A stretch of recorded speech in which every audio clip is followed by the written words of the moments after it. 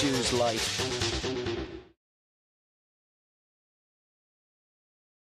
Sud-Ouest. Bonsoir, le débat émission spéciale en public et en direct depuis la salle des fêtes de la mairie d'Anglet en collaboration avec le quotidien Sud-Ouest et France 3 NOAH. Le 15 janvier dernier, le chef de l'État lançait le grand débat national, la réponse d'Emmanuel Macron au conflit des Gilets jaunes. La première phase de ce grand débat national s'achève aujourd'hui, ce soir. Fiscalité, transition écologique, services publics, démocratie. Voici pour rappel les principaux thèmes de discussion, de débat, de proposition et surtout maintenant, où va-t-on et comment? Avec quelles solutions? À mes côtés, pour animer ce débat, Hélène Arté, rédactrice en chef de France 3 Euskal-Herri. Bonsoir Hélène. Bonsoir Yves. Et Pierre Sabatier, responsable Sud-Ouest Pays Basque. Pierre, bonsoir. Bonsoir. Hélène Arté, ce débat est à suivre sur France Bleu Pays Basque, mais aussi...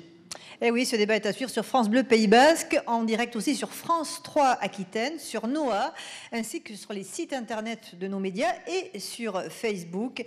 Toutes les questions de nos spectateurs ici à Anglet sont les bienvenues. Un micro va circuler dans la salle.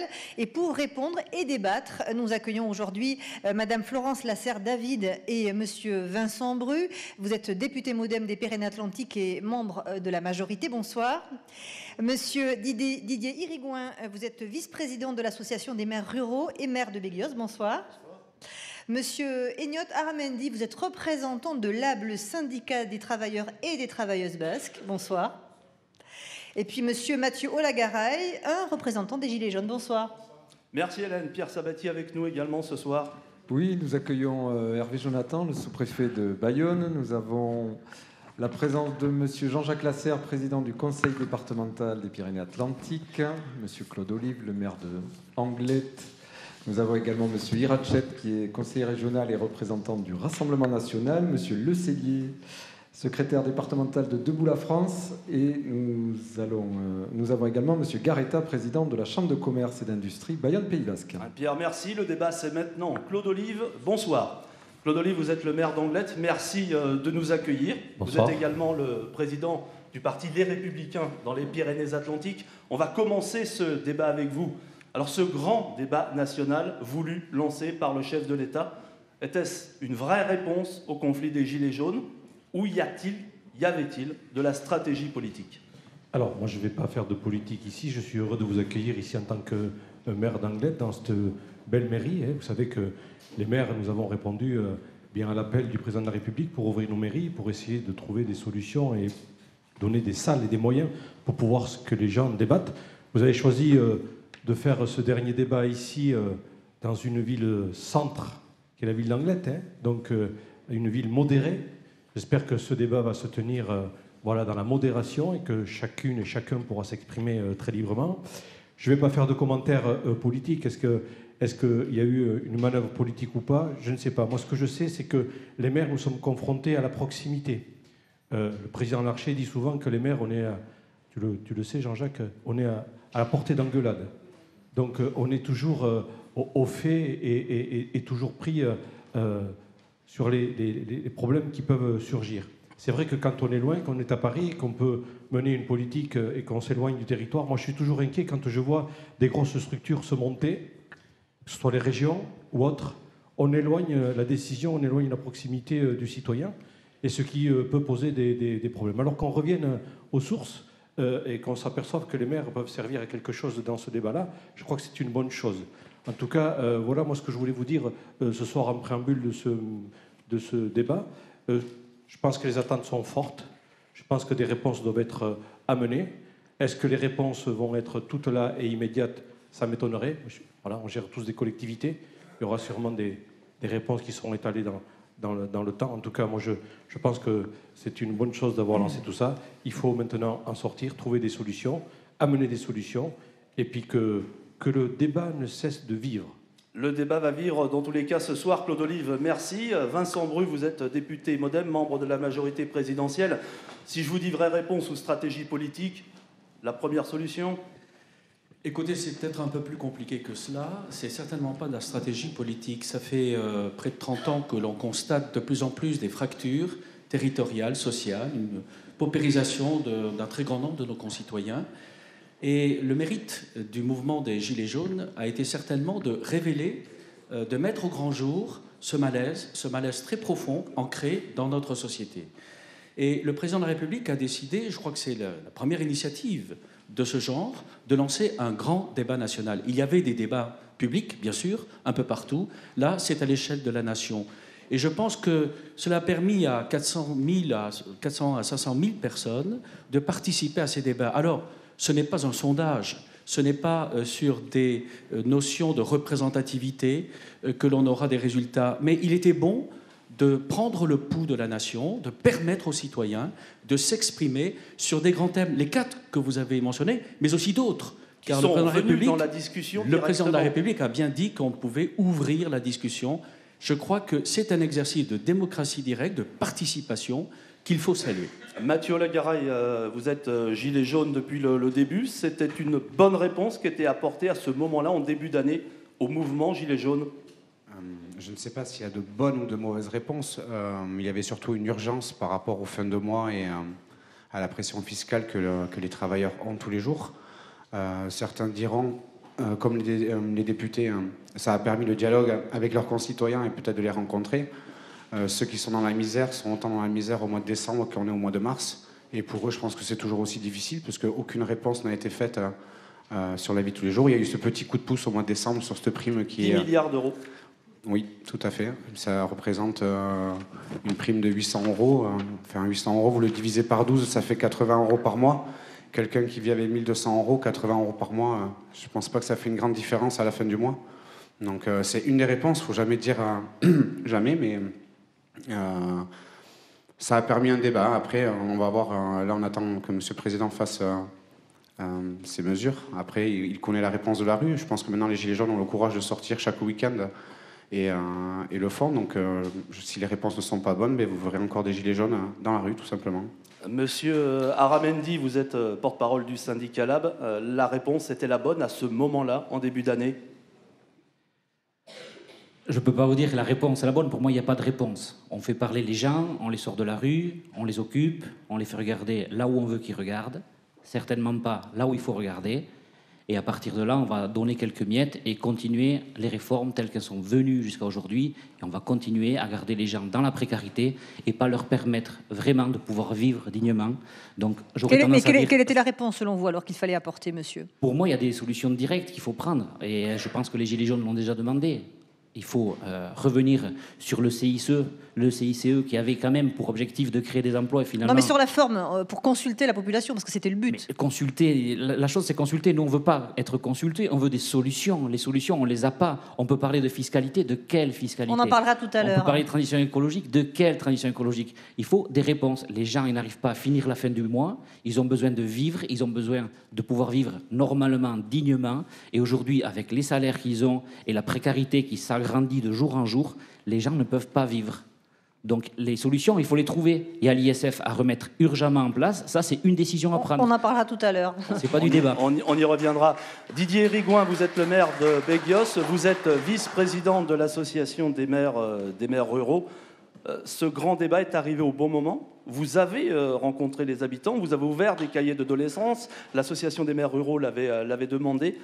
Le grand débat national arrivé au bon moment pour permettre à chacun de s'exprimer? Alors, au bon moment, je ne sais pas quel était le bon moment. Donc, c'est vrai que l'Association des maires ruraux, comme vous l'avez dit, milite pour la ruralité. Et on a senti qu'il y avait un gros souci dans nos communes. Puisque, évidemment, le 17 novembre est parti le phénomène Gilets jaunes. Les gens sont venus nous voir suite à ça, porter leurs doléances. Aujourd'hui, on va rentrer dans le vif du sujet avec les 4 thématiques que vous avez évoquées. Moi, ce que je peux dire aujourd'hui, après ces quelques mois, c'est que la situation est dramatique. Je ne veux pas être pessimiste, mais il faut qu'on s'en sorte. Et je crois qu'il faut qu'on se mette autour d'une table. Vous parlez de la situation de vos concitoyens ou la situation en France de façon générale? La situation française aujourd'hui est catastrophique.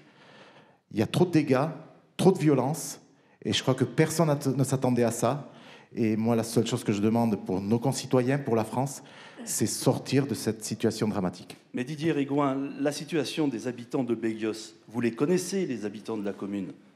Tous les maires connaissent en fonction de la taille des villes, mais la situation des habitants des communes, la précarité qui a été dénoncée, les fins de mois difficiles, tout cela on le savait. Bien sûr qu'on le savait, bien sûr, mais il y a eu quand même, on ne va pas rentrer de suite dans la politique politicienne, mais des sujets qui ont fait déborder le vase. La goutte d'eau, et on reviendra tout à l'heure, ça a été quand même la taxe carbone. Et donc de là est parti évidemment tout ce mouvement. Bien sûr que la situation, d'autant plus dans des communes comme celle de Béguios, où on a 270 habitants. Je ne vais pas dire que je les connais par cœur, mais presque. Alors, monsieur le maire, le grand débat au niveau national, ça a été à peu près, en tout cas à la date du 10 mars, sur la plateforme Internet. Il y a eu 1,4 million de contributions, il y a eu 334 000 propositions, et chez vous? Et chez nous, il y en a eu, je pense, une petite dizaine. Mais alors, évidemment, c'est en centaines de milliers, des millions, vous dites.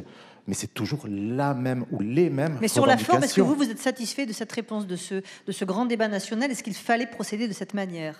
Alors, aujourd'hui, si je dis clairement, je ne vais pas rentrer dans la polémique encore une fois, parce que je suis entouré d'amis au niveau local, avec des idées que je ne partage pas au niveau national. Vous êtes proche et vous êtes membre du Parti Les Républicains. Je suis membre du Parti Les Républicains, je suis délégué de la 4e circonscription.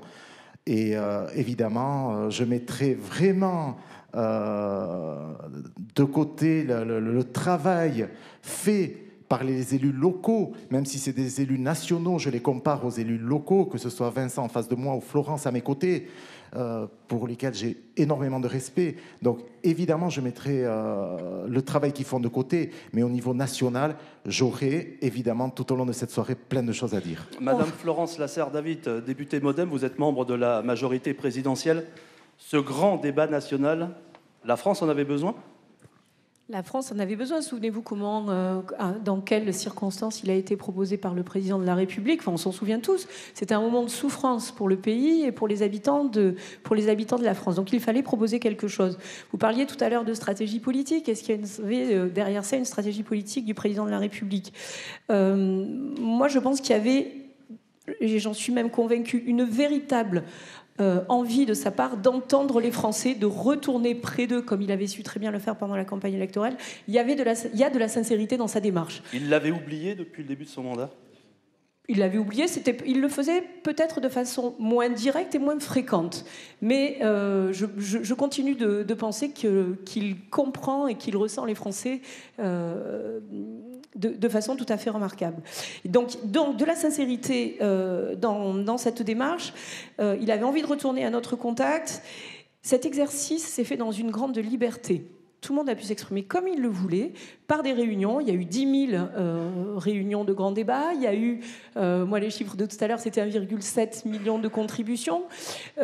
Tout ça a été très riche. Quoi qu'il en soit, on le dit peu représentatif, notamment de différentes populations. Des jeunes, par exemple, qui n'ont pas été assez présents sur ce grand débat. Vous êtes d'accord avec ça ?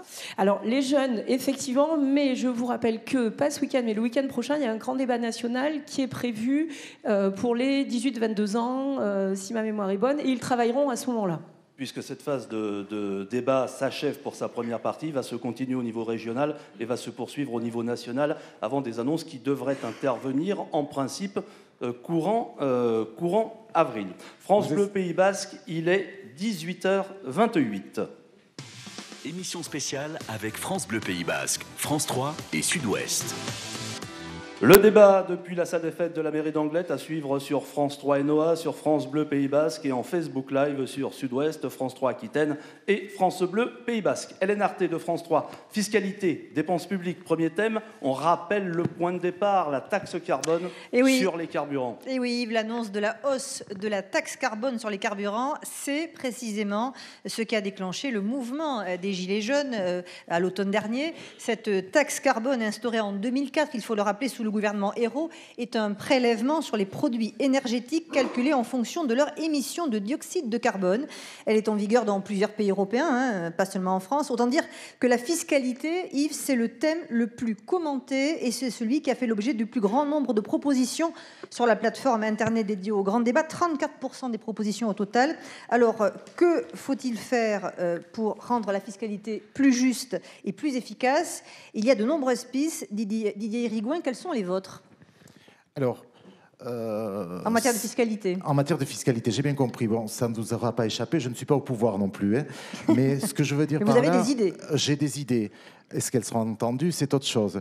Le premier constat que je voudrais faire quand même, les finances publiques de la France, et on le sait tous, sont marquées quand même par un niveau de dépenses le plus élevé qui puisse exister dans les pays développés. Et en plus, nous avons aussi un taux de prélèvement obligatoire des plus élevés, c'est-à-dire cotisations sociales et impôts les plus élevés. Ça représente quasiment 45% de notre PIB, ce qui est phénoménal. C'est trop. C'est beaucoup trop. Mais encore une fois, avec un coût du travail qui est beaucoup trop élevé en France, qui est largement supérieur à nos confrères européens, que ce soit l'Allemagne, le Royaume-Uni ou l'Espagne ou bien d'autres pays. Et malheureusement, on veut encore nous en rajouter. Donc là, déjà, les gens, c'est normal qu'ils réagissent et qu'ils disent « stop, on n'en peut plus ». Donc, évidemment, il faut trouver des solutions. Mais je crois que la solution, et là où on fait fausse route, c'est qu'on va toujours vers de la recherche d'impôts supplémentaires. Allons chercher de la réduction. Dans la dépense publique. Dans la dépense publique, par exemple, mais aussi allons chercher de la richesse. Laissons les entreprises chercher cette richesse. Aujourd'hui, la lourdeur des charges sociales les étouffe. Ils n'en peuvent plus. Beaucoup, et notamment dans le cahier des doléances, je représente l'association des maires ruraux, l'association du collectif des petits patrons et artisans du Pays Basque, nous ont remonté sans cesse la même problématique. On n'en peut plus, on s'en sort plus. Je rajoute à ça la doléance des agriculteurs qui n'arrivent plus à vivre de leurs revenus. Donc c'est quand même un souci. Mais à côté de ça, on ne parle pas, on ne réfléchit pas, pour moi, à des économies. On cherche où est-ce qu'on pourrait augmenter des impôts. Et les économies, vous les trouvez où? Alors, je vais vous donner un exemple très simple. Vous l'avez dit vous-même, je gère donc une petite commune que j'ai pris donc dans une situation en 2014 et j'ai fait un point sur ma commune. Depuis 2014, j'ai baissé mon fonctionnement de 30%. Est-ce que vous avez augmenté les impôts? Pas du tout. Je ne vais pas parler de montant, ça pourrait paraître dérisoire par rapport à la dette publique qui s'élève évidemment à 1 milliard d'euros. Mais si tout le monde retenait le chiffre de 30%, je pense qu'on n'en serait pas un tel chaos aujourd'hui. Sans toucher aux fonctionnaires ou aux personnes qui travaillent dans le service public. Alors, toucher, ça aurait été difficile. J'ai une secrétaire de mairie qui travaille 8 heures par semaine. Moins, ça aurait été compliqué. Alors, Florence... Et c'est juste...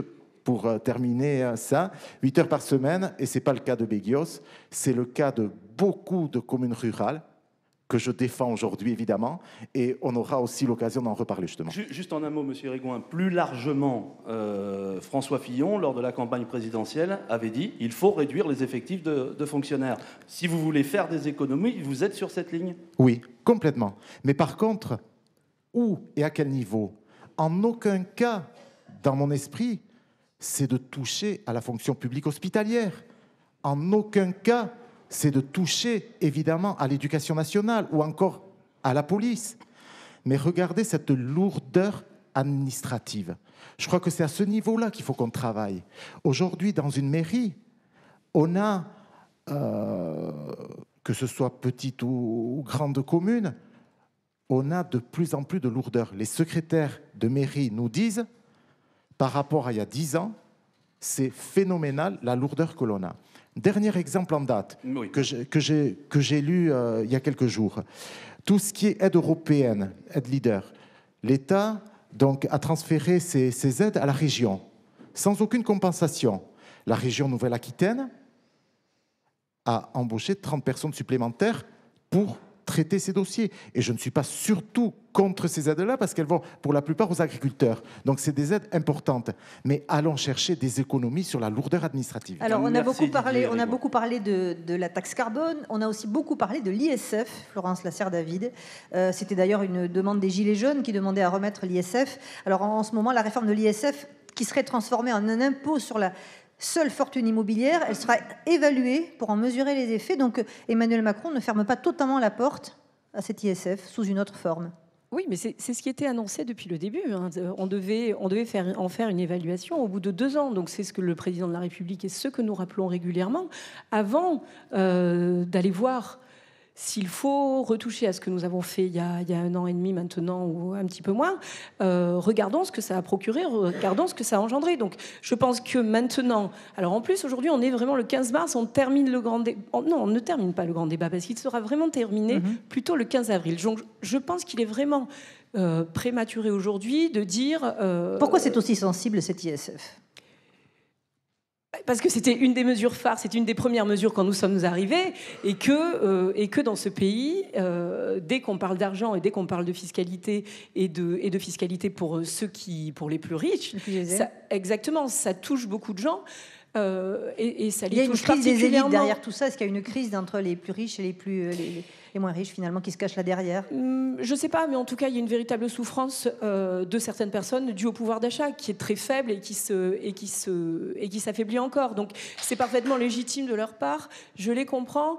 Je crois, comme le président de la République, qu'il est trop tôt pour revenir sur ça. Mathieu Lagaraille, pourquoi avoir stigmatisé l'ISF ? Pourquoi les Gilets jaunes se sont focalisés sur l'ISF ? Mais parce que c'était la première mesure pour les plus riches. Je ne pense pas qu'aujourd'hui, à la fin du mois, les plus riches sont en train de souffrir. Ils auraient augmenté le SMIC d'entrée. Je ne pense pas que vous aurez vu les Gilets jaunes sur un rond-point le 17 novembre. Et quand j'ai écouté, excusez-moi, je ne sais plus, Didier, sur les mesures, aujourd'hui, on peut faire des mesures sur la fiscalité immédiate et qui vont rapporter de l'argent. La fraude fiscale, les taxes sur les GAFA, le CICE, comme en parlait notre collègue. Il y a plein de mesures où on peut aller chercher de l'argent et pas toujours vers les mêmes personnes. Aujourd'hui, c'est nous qui avons un revenu moyen sur lesquels on en absorbe toutes les taxes et pas sur les plus riches ou sur les multinationales. On parlait de taxes carbone. Aujourd'hui, nous, sur la voiture, on est imposé dessus. Et malheureusement, on a eu, je crois, il y a 2 jours, les gros cargos, on ne prend rien sur eux, sur le fuel. Les avions, c'est une élite qui prennent l'avion. Moi, mes parents, je crois qu'ils l'ont pris une fois. Donc, pour vous dire, on ne prend pas souvent l'avion. On peut les taxer. On peut aller chercher d'autres formes de revenus, en fait, et aider après les plus pauvres. Aujourd'hui, je vois dans la salle, il y a des personnes retraitées. Quand j'entends que certains, leur retraite est en dessous du seuil de pauvreté, c'est-à-dire en dessous de 900 €, et ça ne fait bondir personne, en fait. On vit avec 600 € par mois. Je me demande si, en fait, on serait capable de se mettre à leur place et de vivre avec ça. Mathieu Lagaraille, en un mot, l'ISF existait avant, la situation des plus pauvres et des plus précaires était la même. Oui, tout à fait, mais comme a dit... M. Macron, lors de sa campagne, il y avait l'ancien monde et le nouveau monde. On a connu l'ancien monde avec M. Sarkozy, M. Hollande, enfin pour ma part, sur la partie politique. M. Macron, comme chaque nouveau président, a le droit d'avoir son crédit et un peu d'attente. Ses premières mesures pour les plus riches. Mais il avait annoncé pendant la campagne. Enfin, après, c'était annoncé, donc on savait que ça allait être une politique très libérale. Le libéral étant à la mode dans les partis politiques, on allait droit dans un mur, quoi. Monsieur Bru, on parlait de Monsieur Macron qui garde l'ISF vraiment ancré dans ses idées. Est-ce que vous, avec vos collègues parlementaires, vous n'arrivez pas à lui faire changer d'avis ou vous n'en avez pas envie ? D'abord, il faut rappeler que si l'ISF a été transformé, c'était avec une volonté, un désir profond, c'est de favoriser les investissements dans les entreprises et donc favoriser la création d'emplois. C'est ça l'idée. L'idée n'était pas d'enrichir les plus riches, l'idée était, comme dans les pays européens, car nous sommes les seuls à avoir un système d'ISF, c'était de pouvoir, à l'instar de ce qui se passe dans les autres États européens, de permettre que l'argent soit réinvesti dans les entreprises, et c'est ça qui était le but. Et ça, ce sera quantifiable à un moment ? Oui, comme l'a dit ma collègue, il faudra évaluer, comme d'ailleurs toute politique publique. Je vous rappelle que toute politique publique, et même toutes les lois que nous votons au Parlement, doivent être nécessairement évaluées. Et jusqu'à présent, force est de reconnaître que cet effort d'évaluation des politiques publiques n'a pas été réalisé. Nous proposons effectivement qu'il y ait une évaluation. Si, en effet, cela n'a pas permis des investissements plus importants dans les entreprises, si, en effet, ça n'a pas permis la création d'emplois, encore, il faudra revoir ce système d'ISF. Vous savez que chez nous, d'ailleurs, ça fait un grand débat dans notre groupe parlementaire. Certains pensaient qu'il fallait y aller par palier, et je crois que c'était aussi peut-être une idée de faire en sorte que l'on ne fasse pas une mesure qui soit comprise comme un cadeau pour les riches, mais que l'on comprenne bien le sens de cette mesure. Et si cette mesure ne parvient pas aux fins que l'on avait posée dès le départ, il faut la réviser. Est-ce qu'il y a trop d'impôts en France, Monsieur Bru? Est-ce qu'il y a vraiment trop d'impôts? Oui, il y a vraiment trop d'impôts. Il y a en effet des prestations, enfin des prélèvements qui sont de l'ordre de 45%, qui sont nettement supérieurs à la plupart des pays. Et donc, il y a beaucoup trop d'impôts. Le projet d'ailleurs de M. Macron est de diminuer les impôts et non pas d'augmenter. Lesquels en priorité? C'est une priorité. Non, quels impôts faudrait-il baisser en priorité? La taxe d'habitation, par exemple, on va baisser, vous le savez, l'impôt sur les sociétés. Pardon ? On y reviendra sur la taxe d'habitation, ça sera très intéressant. Voilà. Mais le but, je le répète, c'est de compenser le manque à gagner pour la première fois. Moi, je suis élu depuis quelque temps, et chaque fois qu'on nous disait que l'État compensait, monsieur le sous-préfet, il compensait à l'année N-1. C'est-à-dire que les choses évoluaient, les besoins évoluaient, la population évoluait, mais on vous donnait toujours la même somme en compensation. Ce n'est pas ce qui est prévu, on en reparlera si vous le souhaitez, oui, avec la taxe d'habitation. Les bases évoluant, la compensation de l'État va évoluer. Ce n'est pas donc une compensation fausse. Mais c'est un peu les vases communicants, tout ça, quand même, Monsieur Bru. On prend d'un côté, on remet de l'autre. Pas du tout, parce que je pense que pour beaucoup de nos concitoyens, la taxe d'habitation est une taxe injuste. Les bases qui sont faites sont des bases selon des calculs très anciens, très injustes. D'une commune à l'autre, on voit des disparités considérables, et je pense que c'est de nature, malgré tout, à diminuer la pression fiscale de nos concitoyens. Si vous permettez juste un mot, je sais qu'on va revenir sur la taxe d'habitation, moi je voudrais revenir sur l'ISF. Pour moi, on fait fausse route. Pour ou contre l'ISF, là n'est pas le débat. Pour moi, il faut qu'on cherche à redistribuer de la richesse. Mais pour ça, il faut créer de la richesse. Et il faut en créer. Et pour moi, ce n'est pas l'État, ce n'est pas les primes gouvernementales qui vont créer cette richesse. C'est le travail. Et c'est ce que j'ai dit tout à l'heure, avec les PME, les PMI qui souffrent aujourd'hui, c'est avec elles qu'il faut qu'on travaille. Enya Otaramoudi, vous êtes le porte-parole du syndicat Lab. Vous aviez l'air d'accord. Ce débat sur la fiscalité. Je vais partir en courant, je crois. Non, à mon avis, on ne paye pas trop d'impôts. Les impôts sont importants pour avoir des services publics. Les habitants, les citoyens veulent des services publics. Donc pour avoir des services publics, il faut les financer. Quand on parle de fiscalité et qu'on met en face les dépenses publiques, pour moi, on a un problème. On n'est pas sur charge, dépenses. À quoi il faut renoncer alors comme dépenses publiques finalement? Qu'est-ce qu'il faudrait? Il faut forcément renoncer à quelque chose. Il faut renoncer à mal les utiliser d'abord. Parce que pour moi, le problème, c'est pas qu'on paye trop d'impôts, c'est qu'on les met à des endroits où on ne devrait pas y être. Par exemple? Par exemple, je vais donner un exemple très très clair. Le CICE, je vais revenir sur le CICE bien sûr, la SNCF, entre 2013 et aujourd'hui, elle a eu à peu près 1 milliard d'euros, qui était soi-disant pour aider à la création d'emplois. Et la SNCF aujourd'hui, qui est une grande entreprise, et je fais attention entre les grandes et les petites entreprises, mais la grande entreprise qui est la SNCF, dans la même période de temps, elle supprime 10 000 emplois. Donc on lui donne 1 milliard d'euros pour supprimer 10 000 emplois. Moi, ça me choque. Donc on nous dit tout à l'heure, oui, il y a 10 milliards qui ont été donnés sur la prime d'activité, mais il n'y en aurait plus que 9 à donner. Vous voyez, donc la fiscalité, quand on parle de fiscalité, il faut voir de quelle fiscalité on parle. Donc en fait, vous disiez qu'il y a une obligation de résultat à la clé. Il devrait y avoir une obligation de résultat, et à partir du moment où c'est qu'on dit aux gens ce qu'on va faire, et que c'est clair, et qu'on fait ce qu'on dit, il ne devrait pas y avoir de soucis. Sauf qu'en général, dans le Code du travail, le dol, ça existe. C'est-à-dire que quand on ment, en fait, on est éjecté. En politique, le dol, ça n'existe pas. En fait, vous aimeriez faire un petit peu comme dans les pays du Nord, hein, la Norvège, la Suède, où chaque euro dépensé, où on justifie et tous les concitoyens peuvent savoir où ça va. Mais quand M. Macron nous parle de transparence, il ne nous parle pas de ça. Vous avez l'impression, Monsieur Bru, qu'on sait exactement? Vincent Bru, vous avez l'impression? L'argent public est mal utilisé. Alors, d'abord, je voudrais dire, vous avez parlé de la SNCF, d'accord, de grandes entreprises.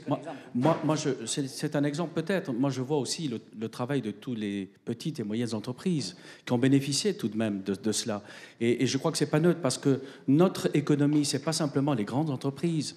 Ce n'est pas simplement la SNCF ou d'autres. C'est aussi, et surtout au Pays Basque d'ailleurs, des petites et des moyennes entreprises. C'est le tissu économique du Pays Basque, effectivement. Ce sont celles-là qu'il faut booster, ce sont celles-là qu'il faut aider par des allègements de charges et également des mesures fiscales qui sont absolument nécessaires. Mais vous n'avez pas répondu sur l'utilisation de l'argent public, Monsieur Bruy. Sur l'utilisation de l'argent public, nous sommes tous d'accord qu'il y a d'énormes progrès à faire. Personne ne le contestera. Nous le constatons, nous, parlementaires, lorsque l'on contrôle le gouvernement, il y a certainement des niches très importantes de dépenses qui sont inconsidérées et qui doivent être revues. Je crois que l'État doit vivre au niveau de ses moyens. L'État vit encore dans un système quasiment du 19e siècle. Il faut aujourd'hui que l'État vive selon ses moyens. Et il y a les collectivités locales aussi ? Pardon ? Les collectivités locales ? Les collectivités locales, écoutez, on assiste depuis quelques années effectivement à la mise en place des intercommunalités. Qu'est-ce que je constate ? C'est que les intercommunalités créent beaucoup de postes de la fonction publique. Je crois que la communauté d'agglomération a créé une centaine de postes. Et par conséquent, on nous parlait très souvent de mutualisation, de faire en sorte que l'on puisse partager les qualités des fonctionnaires existants. Et je m'aperçois qu'en rajoutant des couches, on rajoute des services, on rajoute toujours des besoins. Et donc, on rajoute des postes d'emploi public. Moi, je crois qu'il faut faire attention à cela. Et dans les dépenses qui sont sans doute injustifiées, il y a la part de l'État, mais il y a aussi, d'une certaine manière, la part des collectivités territoriales. On parlait CICE, on parlait fiscalité, on parlait des entreprises. André Garreta, le président de la CCI du Pays Basque, est avec nous ce soir. Bonsoir André Garreta. Cette question de la fiscalité des entreprises, cette question du CICE, ça a été un plus pour les entreprises, ce CICE, où finalement cet argent n'a pas forcément été bien utilisé? Le CICE, ça a été un plus pour les grands groupes et les grandes entreprises, hein, tels le CAC 40, etc. Pour les TPE, PME, hélas, beaucoup moins. Au Pays Basque, 98% des entreprises sont des TPE, PME, et dans les 98%, 60% ont moins de 5 salariés. Alors vous imaginez, le bénéfice du CICE, pour elles, a été plus que minime. Ce que je voulais dire, aujourd'hui, nous sommes tous là à cause, en fait, d'un seul problème. C'est le problème de la répartition des richesses.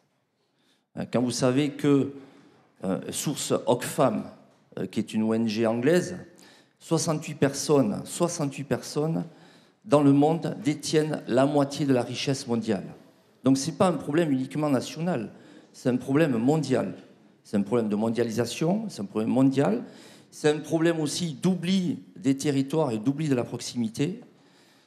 Et donc, nous devons revoir, changer nos paradigmes et nous inscrire dans un nouveau paradigme. Et donc, voilà, nous sommes aujourd'hui face à une crise de société où chacun doit prendre sa part de responsabilité, mais où chacun doit ouvrir les yeux.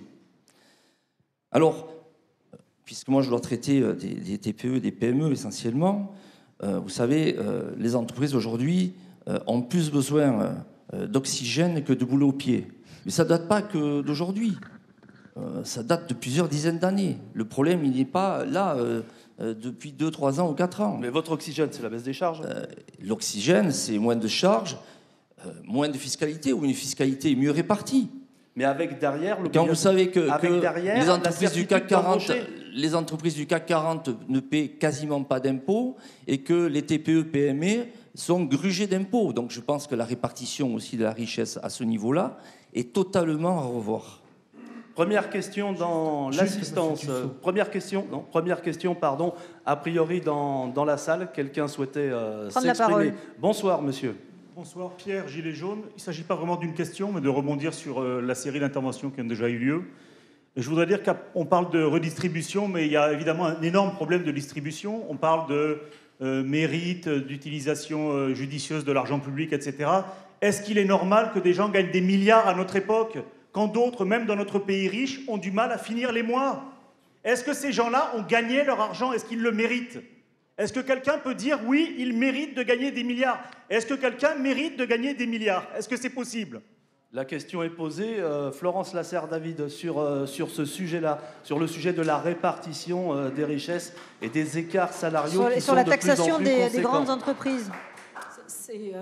Sur ce qui vient d'être dit, c'est simplement ce que les gens ne méritent pas aujourd'hui, c'est d'être en dessous du seuil de pauvreté dans notre pays et c'est de vivre avec des revenus aussi peu importants. Parlons des retraites, par exemple. Il a été beaucoup question des retraites. Les retraités ont perdu un pouvoir d'achat énorme depuis l'arrivée d'Emmanuel Macron au pouvoir. Pourquoi en est-on arrivé là ? Pourquoi en est-on arrivé là ? Parce que c'était ce que nous avions planifié dans le programme de campagne, c'était ce que nous avions annoncé. Nous sommes revenus sur ça. Ça veut dire qu'en gros, que les retraités étaient prévenus ? Non. C'est ce que nous avions annoncé de toute façon pendant la campagne. Mais, j'ai pas entendu. Non, mais pour en revenir à cette répartition des richesses, ce que vous disiez par rapport à la répartition des richesses, c'est qu'il serait acceptable que certains gagnent beaucoup si ceux qui sont au minima peuvent vivre décemment du fruit de leur travail et de leur salaire. C'est ça la vraie répartition. Pour moi, c'est exactement ça. Et pour les retraites, parlons des retraites. Qu'est-ce qui est prévu pour les retraités qui sont en souffrance depuis le début de ce conflit, qui sont souvent parmi les gilets jaunes? Qu'est-ce qui est prévu pour les retraités? Ce qui est prévu pour les retraités à cette date, je suis désolée, je me répète, mais aujourd'hui, le vendredi 15 à 18h, pour l'instant, nous n'avons pas la réponse. Il y a des pistes qui sont sorties. Je me garderai bien de les commenter, je me garderai bien de vous dire ce qui va indexer les retraites sur l'inflation, par exemple. Voilà, c'est les fameux 1,9, alors qu'on les a planifiés à 0,3 aujourd'hui. Moi, j'espère que ce sera supérieur, effectivement. Nous avons une seconde.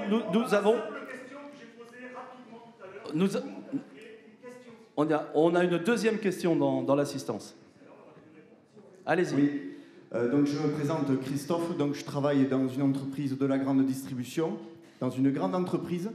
Et je suis content d'avoir entendu M. Garetta dire que le CICE a profité au plus grand groupe de ce pays. Effectivement, nous, le CICE, l'entreprise a touché, le groupe a touché 41 millions d'euros. Et je vais vous dire pourquoi. Pour financer un plan social, pour supprimer 440 postes et pour augmenter la rémunération des actionnaires à travers l'augmentation des dividendes. Je précise que vous êtes délégué syndical CGT. Merci dans l'assistance. Oui, je précise que vous êtes délégué syndical CGT. Je confirme, je suis délégué syndical CGT, je confirme. Donc, ce que je veux dire ici, c'est qu'il y a deux graves crises dans ce pays que, à travers le mouvement des Gilets jaunes, on a pu constater. C'est la crise du pouvoir d'achat et la crise de la représentation politique. Alors, si vous permettez, la crise... Rapidement. On va parler de la fiscalité, monsieur. Là, pour le moment, on va aborder les autres thèmes après. Mais là, pour le moment, parlons de la fiscalité et parlons effectivement de ces grands groupes, puisque vous avez commencé à en parler. Eh bien, tout à fait. Moi, Qu'est-ce que vous avez comme idée, vous, pour modifier la fiscalité, pour la rendre plus équitable? Ce que je veux dire, c'est qu'aujourd'hui, dans ce pays, les plus grands assistés, ce ne sont pas les chômeurs comme on veut nous le faire croire, ce sont les grandes entreprises qui ont bénéficié de l'argent public sans aucune contrepartie. On aurait pu fixer des contreparties pour augmenter les salaires. On aurait pu fixer des contreparties pour embaucher. On aurait pu aider davantage avec cet argent public, avec ces contreparties, les toutes petites entreprises. Ce sont les petits artisans, les petits commerçants qui aujourd'hui ont la possibilité d'embaucher et on aurait pu orienter cet argent public vers les petites entreprises et non pas vers ces grandes entreprises qui pillent l'État. On a compris l'intégralité de votre discours. Merci beaucoup. Je voudrais juste en un mot, monsieur Didier Hérigouin, sur la question qui avait été posée par rapport aux richesses, par rapport à ceux qui gagnent des milliards, alors que d'autres sont au SMIC, sont au salaire minimum. Juste en un mot, est-ce qu'il y a possibilité d'inverser cela ou est-ce que c'est définitivement impossible? Rapidement. Non, c'est pas impossible. C'est pas impossible. Par contre, je vais faire un petit peu la même réponse que Florence à mes côtés. Ce qui n'est pas normal, c'est que les gens se posent la question comment on va finir la fin de mois. C'est pas se poser la question s'il y en a qui sont trop riches ou pas. C'est comment on finit la fin de mois et pour ça, comment on peut créer une nouvelle richesse. Merci Didier Hérigouin. Il est 18h54 sur France Bleu Pays Basque. Émission spéciale avec France Bleu Pays Basque, France 3 et Sud-Ouest. Le débat depuis la salle des fêtes de la mairie d'Anglet à suivre sur France 3 et Noa, sur France Bleu Pays Basque et en Facebook Live sur Sud-Ouest, France 3 Aquitaine et France Bleu Pays Basque. Pierre Sabatier pour Sud-Ouest, cette fameuse taxe carbone dont on a parlé devait financer la transition écologique. La transition écologique, je le disais, 1400 lycéens dans les rues de Bayonne ce matin pour dénoncer l'inaction des politiques. Pierre Sabatier, Sud-Ouest. Oui, Yves, c'est elle qui a fait déborder le vase mi-novembre et lancé le mouvement des Gilets jaunes. Pourtant, la transition écologique est au cœur des préoccupations. Le 28 août dernier, souvenez-vous, la démission de Nicolas Hulot, son aveu d'impuissance face au pouvoir des lobbies avait ému les Français. Depuis, on l'a un peu oublié, mais cette thématique est toujours très commentée dans le grand débat, avec près de 125 000 contributions apportées sur Internet. C'est juste la thématique qui intéresse le plus après la fiscalité. Alors, écologie punitive pour certains, tolérance zéro à toute atteinte de l'environnement pour l'autre. Les avis divergent et les propositions autour des transformations de la mobilité, de la gratuité des transports, de l'isolement et des logements affluent, ce sont les plus importantes. Alors, Monsieur Olagaray, vous êtes représentant des Gilets jaunes. Vous risquez d'ailleurs de croiser le cortège de la marche sur le climat demain, comme Yves en parlait. Est-ce que vous imaginez une convergence des luttes en la matière ? Totalement, mais totalement. Aujourd'hui, le transport et surtout notre avenir. On sait très bien qu'on n'a qu'une seule planète. À la vitesse où on la détruit, qu'est-ce qu'on laissera demain à nos enfants ? Moi, ça me sidère quand je vois encore, on se pose des questions, qu'est-ce qu'il faut faire ? On devrait agir déjà. On a déjà les solutions, puisqu'il y a déjà des chercheurs, des scientifiques qui en amènent. Je crois que c'est sous l'ère de M. Macron. Ils ont repoussé encore les glyphosates, alors que c'est une des premières sur l'écologie. Il y a plein de mesures. Oui, non, mais je suis désolé, vous avez tous les projecteurs sur vous, mais le glyphosate, c'est pas dans 3 ans, c'est maintenant. Les pailles, c'est pareil. Les bouteilles plastiques, c'est pareil. La taxe carbone, on en a parlé plusieurs fois.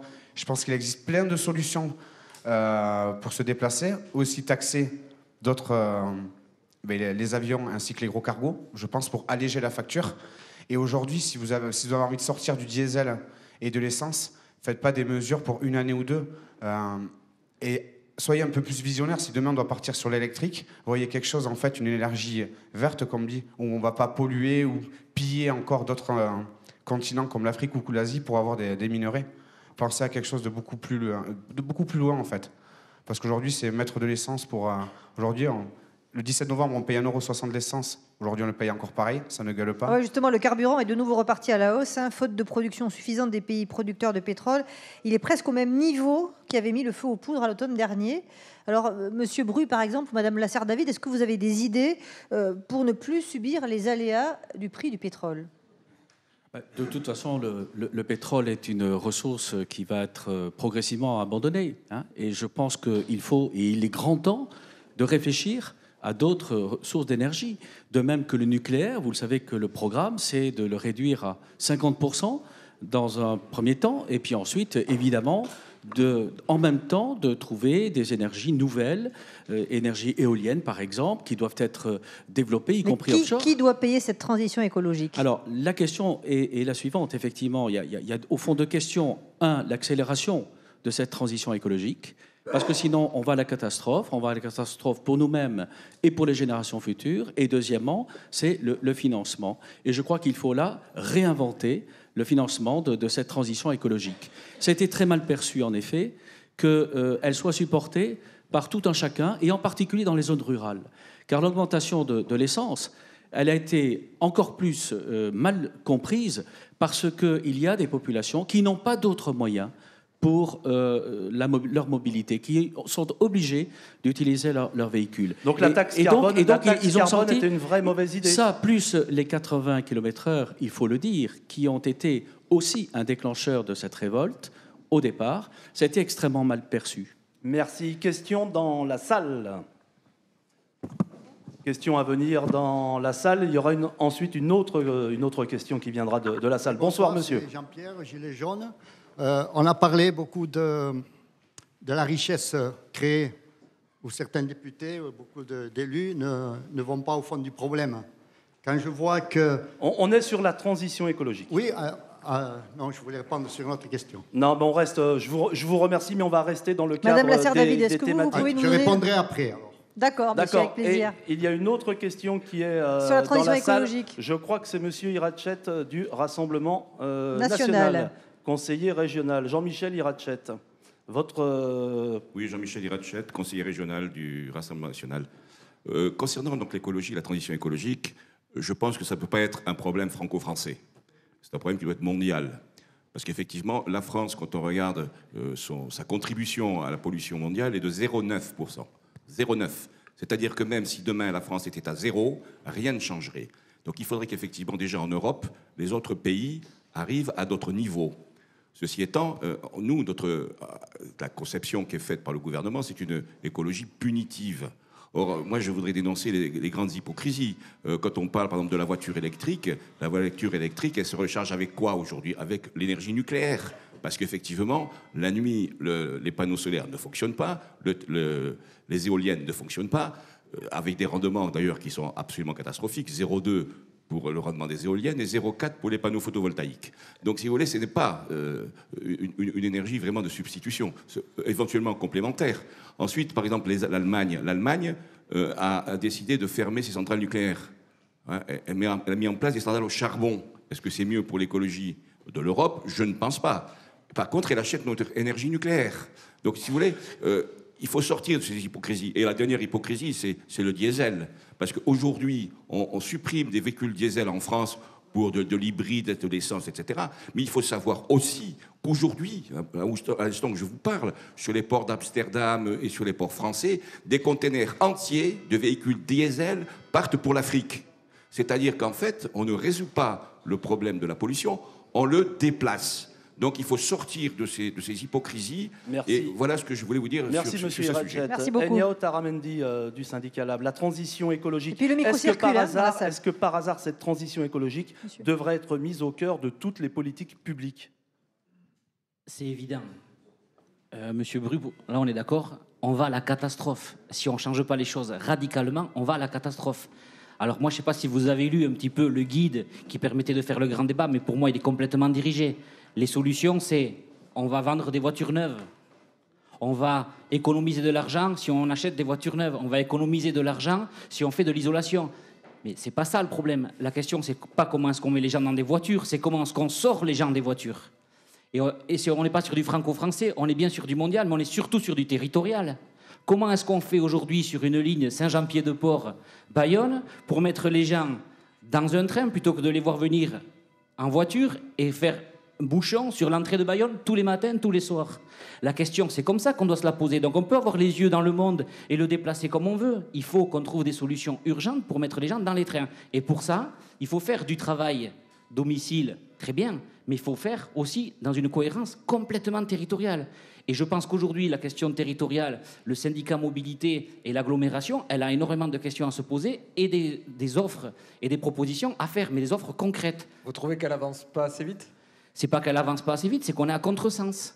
On est à contresens. Aujourd'hui, sur la ligne Saint-Jean-Pied-de-Port-Bayonne, il faut être conscient, je sais qu'on n'est pas d'accord tout le temps, en tout cas là on n'est pas d'accord, il y a un vide. On a beaucoup moins de trains entre 9h du matin et 15h. Il n'y a aucune correspondance qui vont vers Paris, ni dans un sens, ni dans un autre. Sachant, monsieur on se renvoie la balle. C'est la région, c'est la SNCF. Il y a des négociations qui ont eu lieu, qui sont en cours entre la région et certains syndicats majoritaires à la SNCF. Bien sûr qu'il y a des négociations. Mais tant mieux qu'il y a des négociations. Mais on nous dit, on va voir en 2020, on va d'abord mettre le projet qui vient casser ce qui fonctionne entre 9h et 16h de l'après-midi. Et puis en 2020, si ça ne marche pas, on reviendra dessus. Non. Il faut sortir les gens des voitures. Merci. Avant une question dans la salle, monsieur Hérigoin, la mobilité, la transition écologique, elle est mondiale, elle est européenne. Est-ce qu'elle est aussi au niveau du territoire, de la collectivité territoriale? Alors, elle est évidemment à tous les niveaux. Enfin, on peut avancer des chiffres. Est-ce que vous, dans votre petite commune avec 270 habitants, est-ce qu'il y a des choses concrètes qui se font, par exemple? Mais dans ma petite est-ce qu'on peut avancer sans voiture? Mais voilà, alors il y a plusieurs choses. Alors, quand on parle de chiffres, évidemment, quand je me regarde, je me désole. Quand je me compare, je me console, évidemment. Mais on ne peut pas en rester à ça. Dans ma petite commune, bien sûr qu'on fait des efforts de tri, etc. Mais entendre aujourd'hui parler de mobilité, etc., Mais soyons quand même raisonnables. Quand on travaille à 20, 30, 40 kilomètres de son lieu de travail, comment on peut vivre sans sa voiture? Qu'on m'explique. Ce raisonnement ne peut être que typiquement parisien. C'est des technocrates parisiens qui pensent à ça, qui pensent métro et transport en commun. Moi, je regrette. Monsieur Aramendi n'est pas parisien. On pousse au covoiturage, mais aujourd'hui... Je prends le train, hein, je vous assure. Hein. Le problème, c'est que quand les trains, on les supprime, on ne peut plus les prendre. Et quand ils sont plus fiables, on ne les prend plus. Et une fois qu'on ne les prend plus, on les supprime. Et une fois qu'on s'est supprimé, on met les gens dans les voitures. Mais ça, c'est la réalité. Je suis d'accord avec vous, monsieur Aramendi. Vous habitez où? Pardon? D'accord. À Hendaye. J'habite à Béguios. Où est-ce que je vais prendre le train? Expliquez-moi. Mais la collectivité territoriale qui vient de se créer au 1er janvier 2017, elle doit prendre en compte cette réalité-là et elle doit faire de la liaison de façon à ce que de Béguios, vous puissiez avoir un transport public comme il faut. Et des solutions, on en a. Ça existe. Je suis désolé de vous dire ça. Il y a des entreprises qui commencent à 8h, d'autres qui commencent à 8h15, d'autres qui commencent à 8h30. Peut-être que de mettre... Je crois que dans la proposition, ça va dans ce sens-là.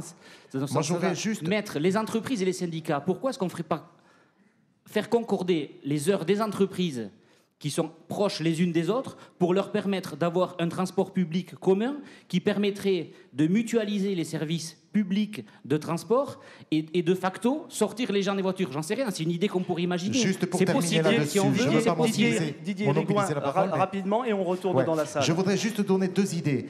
J'habite, en effet, vous l'avez dit, j'habite Béguios, je travaille tous les débuts de semaine sur Paris.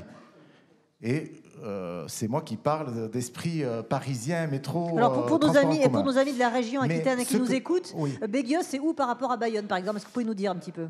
Est-ce que vous le savez? Oui, dites-nous ça. Dites-nous tout ça. C'est le canton de Saint-Palais, c'est à peu près à 45 minutes de Bayonne. Voilà. Et j'ai très longtemps travaillé sur Anglette.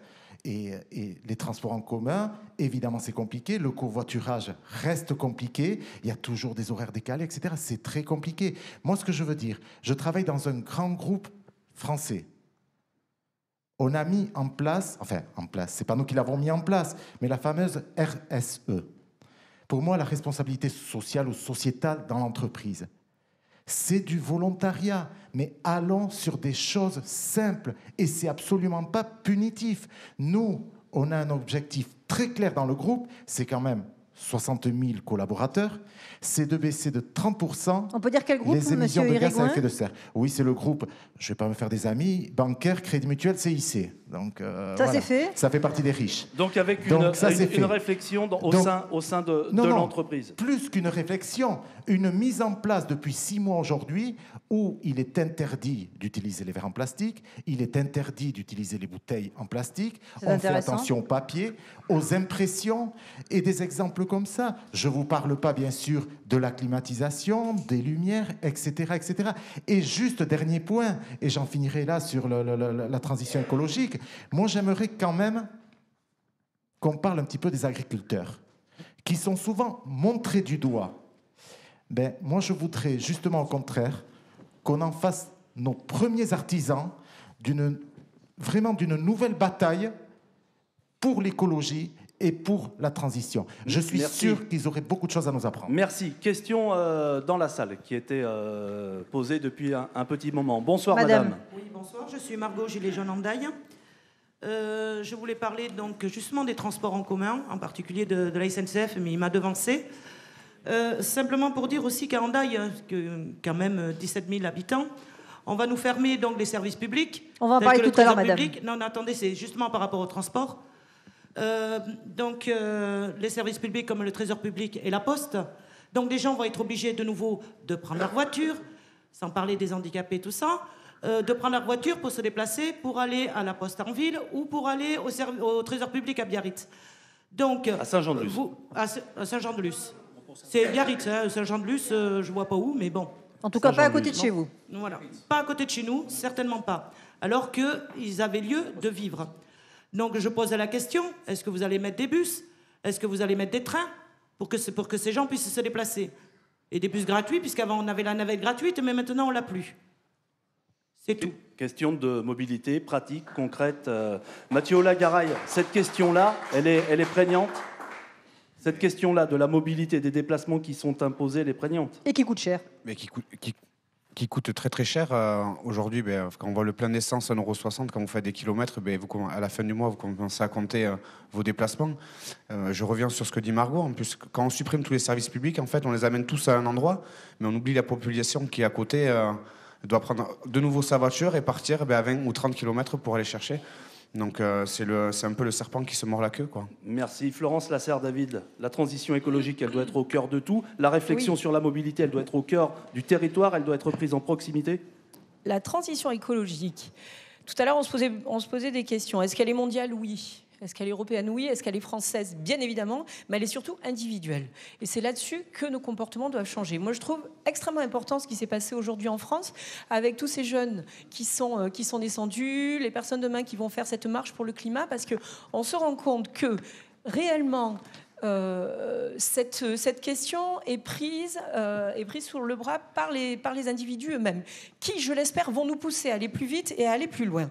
Maintenant qu'on a dit ça, tout à l'heure, j'entendais que effectivement, la France n'est pas le plus grand pollueur dans le monde, sauf que la France a un rôle à jouer. Et on doit être leader de cette transition écologique et de cet accélérateur de transition écologique. Clairement, j'ai eu la chance d'aller à la COP24 là, cet hiver, au moment où la crise des Gilets jaunes commençait et au moment où on venait de suspendre la taxe carbone. Il y avait, je vous assure, de l'angoisse, notamment des Américains, qui nous disaient « ne nous lâchez pas sur ce sujet-là parce que sinon on n'y arrivera plus ». Donc il y a de véritables attentes de notre pays sur ce sujet-là. Maintenant qu'on a dit ça... La COP21 avait soulevé beaucoup d'enthousiasme, tout le monde s'était auto-congratulé pendant des semaines et des semaines. Quelque temps après, la France pollue plus. Alors, c'était justement l'objet de la COP24, de trouver des solutions pour mettre en place ce qui avait été décidé à cette COP21. Aujourd'hui, la problématique, et je vais rejoindre un peu ce que disait mon voisin, on accuse souvent les agriculteurs de polluer, mais ils ne sont responsables que de 30% d'émissions des gaz à effet de serre.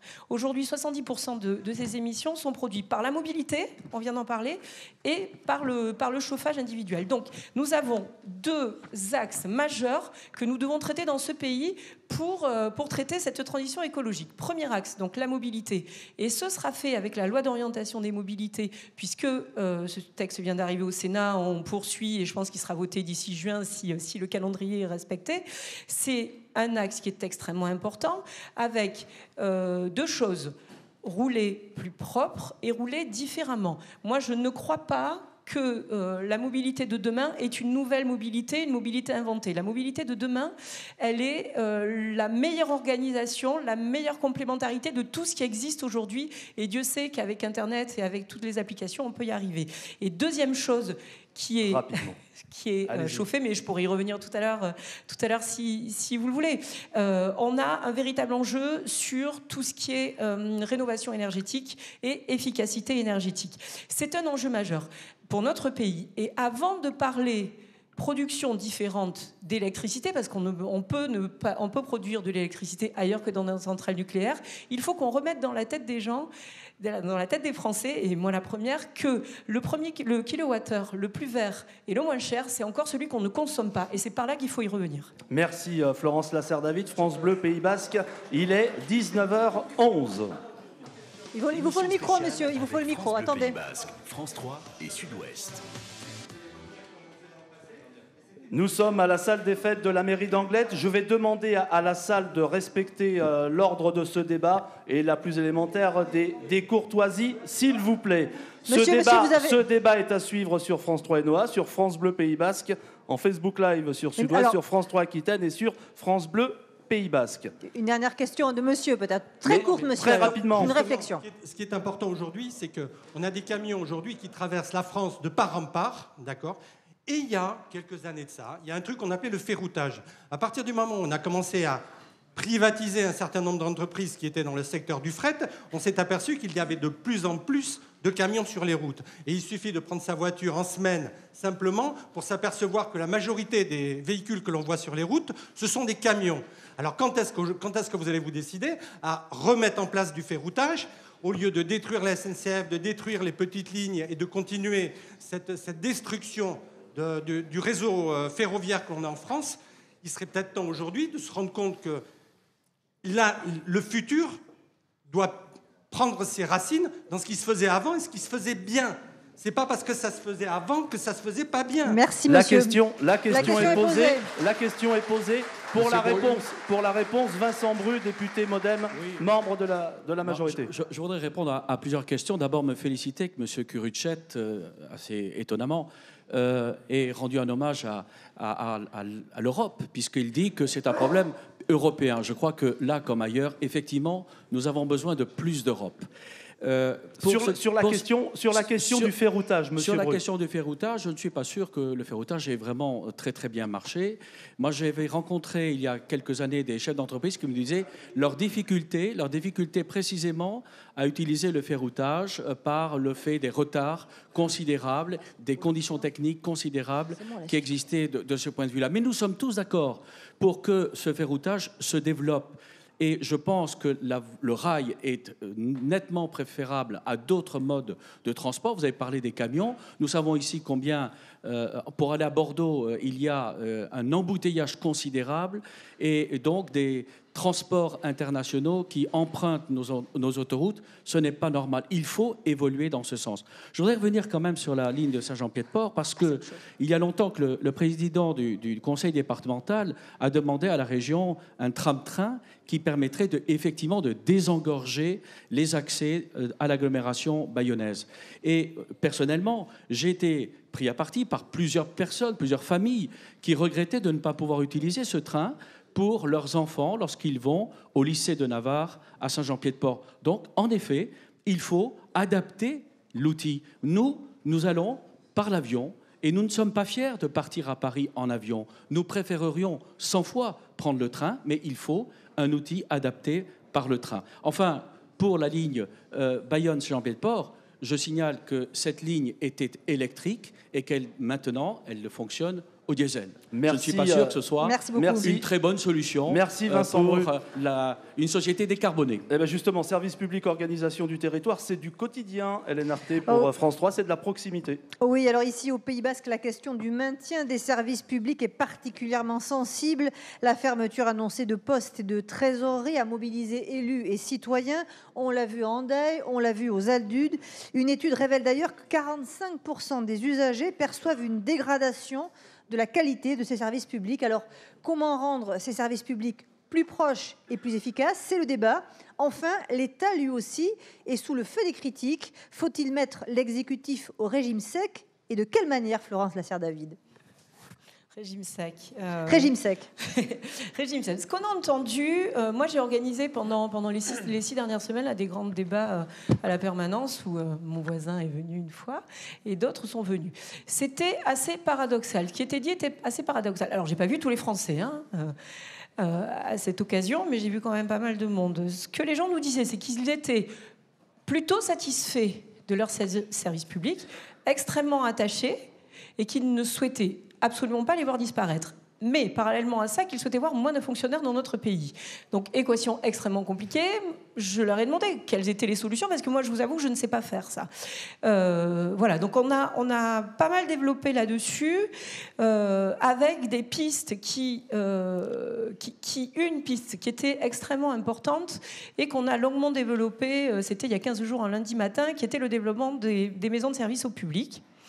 Moi, je crois beaucoup à la création et au développement de ces tiers-lieux sur nos territoires. Alors, il y en a très très peu sur les Pyrénées-Atlantiques, il n'y en a aucun même au Pays Basque. Je pense que c'est l'avenir de mettre dans un seul et même lieu, alors en ville on n'a pas ces problématiques, mais quand on s'éloigne un petit peu des villes, de mettre dans un seul lieu des personnes en capacité de rendre tous les services publics, caisse d'allocation familiale, le CPAM, éventuellement un bureau de poste, etc. Et ça réglerait évidemment, dans un même temps, les allers-retours vers les agglomérations que nous connaissons aujourd'hui. C'est quelque chose qui fonctionne ailleurs en France, qu'on peut développer avec, rattaché à ces maisons de services au public, des itinérances et de la mobilité pour aller au plus près des citoyens. Il y a 5,5 millions d'agents publics en France, c'est trop ? Les Français en ont besoin, les Français demandent. Regardons peut-être plus finement si tout le monde est à sa place aujourd'hui. Voilà, ça c'est une vraie question. Travaillons en ce sens-là. Moi, franchement, j'ai pas envie de vous dire ce soir que c'est trop. Merci. Question dans la salle. Bonsoir, monsieur. Bonsoir, Jean-Luc Miramont. Je vais faire un petit résumé, parce que vous saucissonnez la vie avec économie, transition écologique, agriculture, déplacement, transport en commun. C'est surtout d'ailleurs les politiques qui répondent. Mais vous avez la parole, monsieur. Non, mais oui, mais j'ai pas dit le contraire. Mais j'ai assisté, parce que j'avais une profession en contact avec du public, j'étais médecin. J'ai vu monter depuis les années 80 un malaise, l'ascenseur social qui est bloqué, les gens qui se sont sentis d'abord délaissés, puis peut-être un peu méprisés à l'arrivée, et le malaise est là. Deuxièmement, il est économique. On pense de faire des économies. Quand on parle de diminuer les fonctionnaires, on ne va pas diminuer la police, la santé, etc. C'est dans les territoires, ce sont les fonctionnaires territoriaux qui sont beaucoup trop nombreux. Mais ça, personne ne veut se l'avouer. Surtout pas les maires et les élus locaux. Parce que là, les économies, c'est là qu'on pourra les faire. C'est un vrai débat, monsieur, semble-t-il. Deuxièmement, dans les transports en commun, il m'arrive fréquemment de prendre le train pour Saint-Jean-Pied-de-Port. Quand on est 15, je suis très content. Je prends mon vélo, je vais pédaler là-bas. Mon vélo tient un quart des wagons jusqu'à Saint-Jean-Pied-de-Port. Au retour, c'est pareil. Voilà. Donc, il y a plein de choses à régler. On fait semblant de vouloir régler. Les transports en commun, on a choisi un mode d'économie il y a 40 ans qui est un mode d'économie absurde. Tout pour la voiture. L'agriculture, c'est pareil. Tout pour l'intensif. Donc, glyphosate. Quand je pédale au bord de la Dour, du côté d'Astingue, je me fais arroser joyeusement par les arroseurs qui arrosent le glyphosate l'Argamanu. Voilà. C'est pour ça que je suis en bonne santé, parce que ce glyphosate, voilà. Voilà pour votre résumé de la situation du moment. On va revenir à nos services publics, on va revenir à l'organisation. On va revenir à l'organisation du territoire, mais est-ce que ce n'est pas le bon moment pour réellement décentraliser dans ce pays et rapprocher les décisions des territoires? On en a beaucoup parlé, on l'a testé, on a reculé. Est-ce que ce n'est pas le moment de décentraliser, que les communes aient de véritables compétences, les départements, les collectivités territoriales, les régions, et que les décisions se prennent en proximité? Didier Rigouin. J'aime beaucoup ce que vous dites. La décentralisation. Juste un mot par rapport à ce monsieur. Quand il parle de trop de personnel dans les collectivités territoriales, vous allez m'expliquer dans une commune comment on fait avec moins de 8 heures de secrétariat dans la semaine. Juste, je ferme la parenthèse.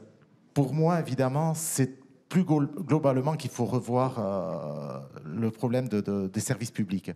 Et je crois qu'il faut raisonner déjà par rapport à une territorialisation différente. Bien sûr, vous parlez de décentralisation et je suis un fervent défenseur de la décentralisation. Faisons confiance aux élus locaux. Je pense qu'un élu local, un maire, et j'ai un ancien maire en face de moi, un à côté, il est élu. Ce n'est pas le fruit du hasard. Il est élu au suffrage universel, je vous rappelle. Donc oui, faisons leur confiance. Moi, j'aimerais tout simplement que l'État joue son rôle de régalien, et que les collectivités territoriales fassent leur travail, que, en même temps, tout à l'heure, la question a été posée, trop de fonctionnaires, je ne pense pas, surtout pas. Une meilleure répartition, sûrement. Moi, je trouve qu'il y a beaucoup de personnes aujourd'hui qui sont là pour du contrôle, et c'est peut-être ces choses-là, au niveau de l'État, à revoir. Et permettez-moi juste, pour terminer, un petit peu grossier, mais je pense que vous allez me l'excuser parce que ce n'est pas de moi, mais d'un célèbre homme politique, qu'on arrête d'emmerder les Français. Vincent Bru. Oui, pareil, vous trouvez que la France est assez décentralisée? Elle peut faire mieux? Non, la France n'est pas suffisamment décentralisée. Il y a eu 3 actes de décentralisation depuis 1982 et on constate toujours cette même vieille tradition centralisatrice en France. Et je dirais même plus, on assiste depuis quelques années à une recentralisation. On va toujours vers le plus grand, vers le plus lointain, vers un pouvoir qui est éloigné de nos concitoyens. Regardez les régions.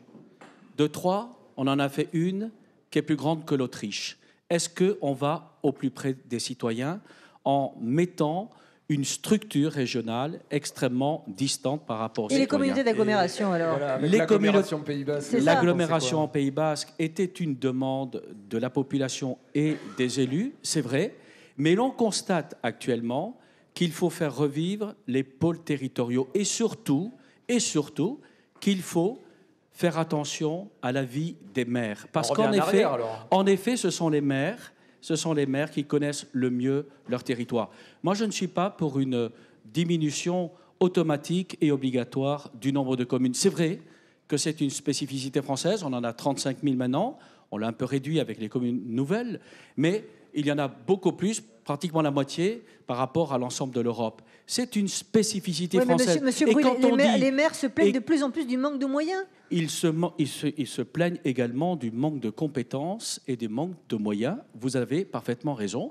Voilà pourquoi il faut garantir, même peut-être dans la Constitution, la clause générale de compétences, il faut garantir cet échelon communal. Pourquoi ? Parce qu'on dit qu'il y a trop d'élus locaux, mais ce sont des bénévoles. Dans nos communes, à part le maire qui a du mal à accepter de prendre son indemnité et 1 ou 2 adjoints, ce sont des bénévoles qui travaillent au service du bien public.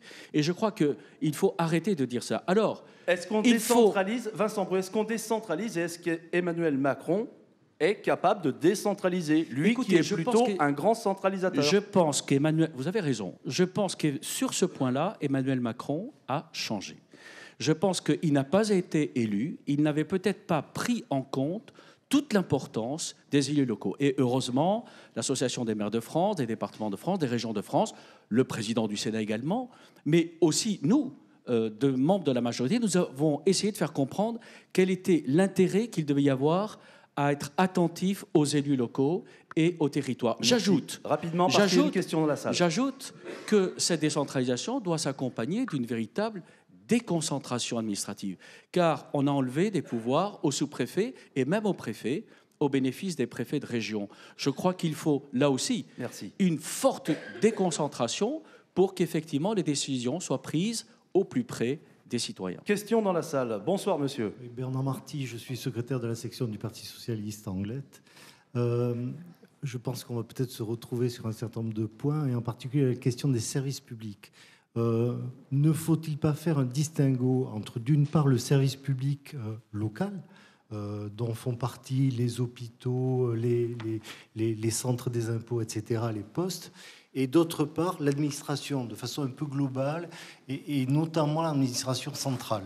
On connaît tous un certain nombre de gros ministères parisiens, ce sont des grands navires. A-t-on besoin de tout ça? Oui, justement, Monsieur Brure, on parlait du régime sec tout à l'heure. Vous avez commencé à aborder la question. Est-ce qu'il y a trop d'élus en haut et pas assez en bas? Alors, c'est toujours un peu le même paradoxe que ma collègue disait tout à l'heure, Florence. On demande aux élus d'être présents dans leur circonscription. On leur demande de connaître leurs concitoyens, de connaître les collectivités territoriales. Et effectivement, si on réduit d'une manière drastique le nombre d'élus nationaux, l'équation ne sera pas réelle. Et je pense qu'il serait dommage qu'il n'y ait pas de lien entre ceux qui font la loi à Paris et ceux qui vivent sur nos territoires.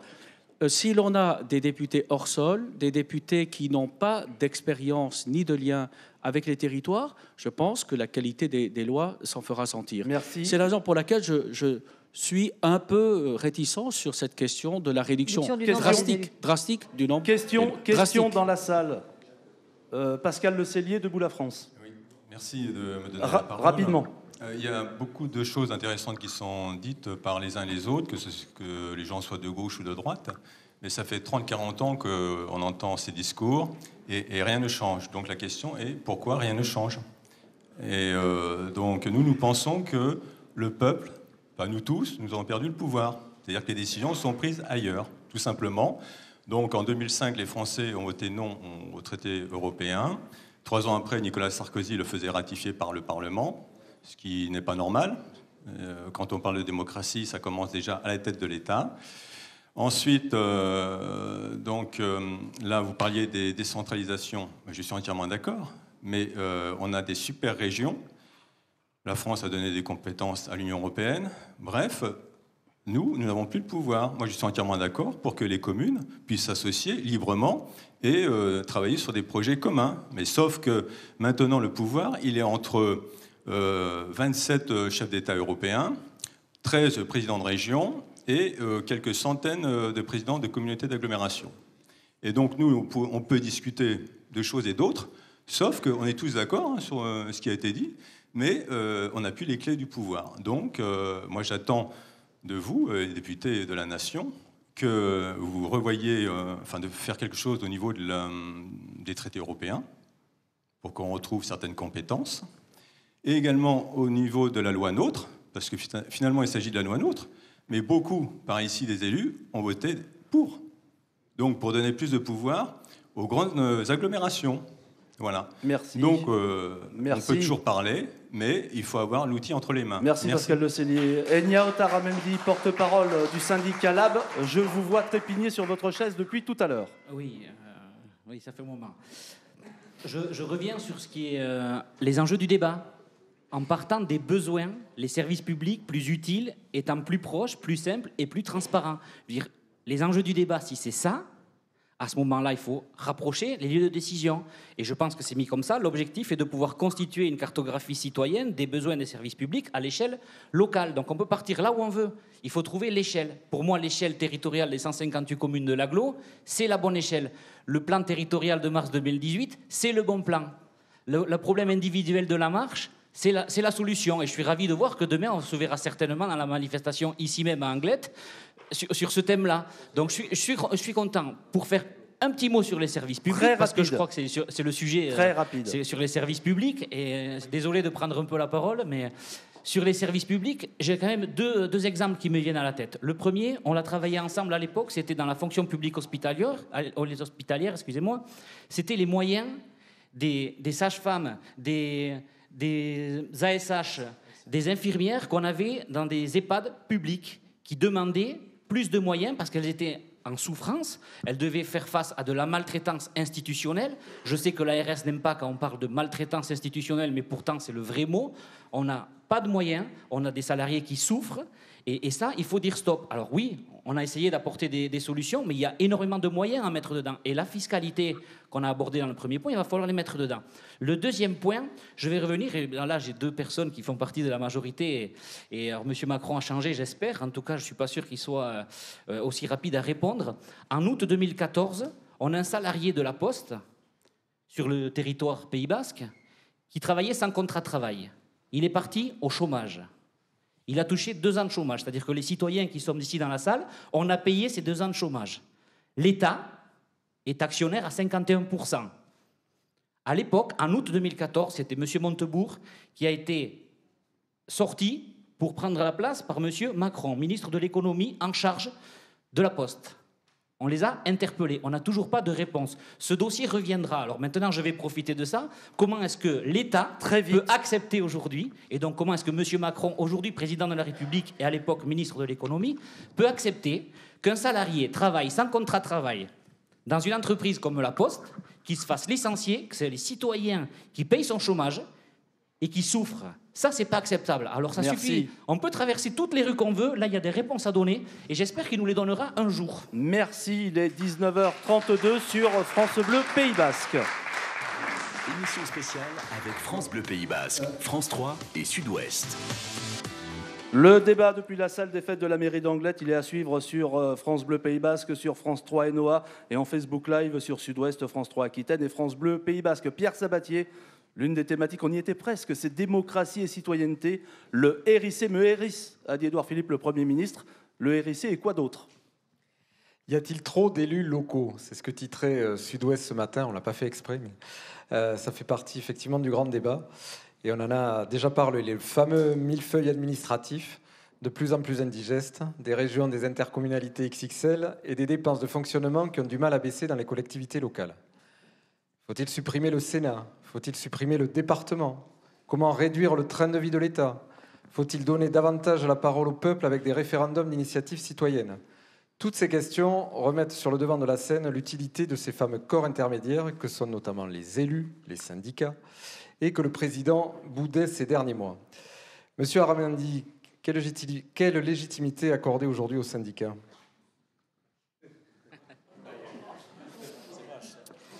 Ça dépend de quel syndicat on parle. Ça dépend. Belle pirouette.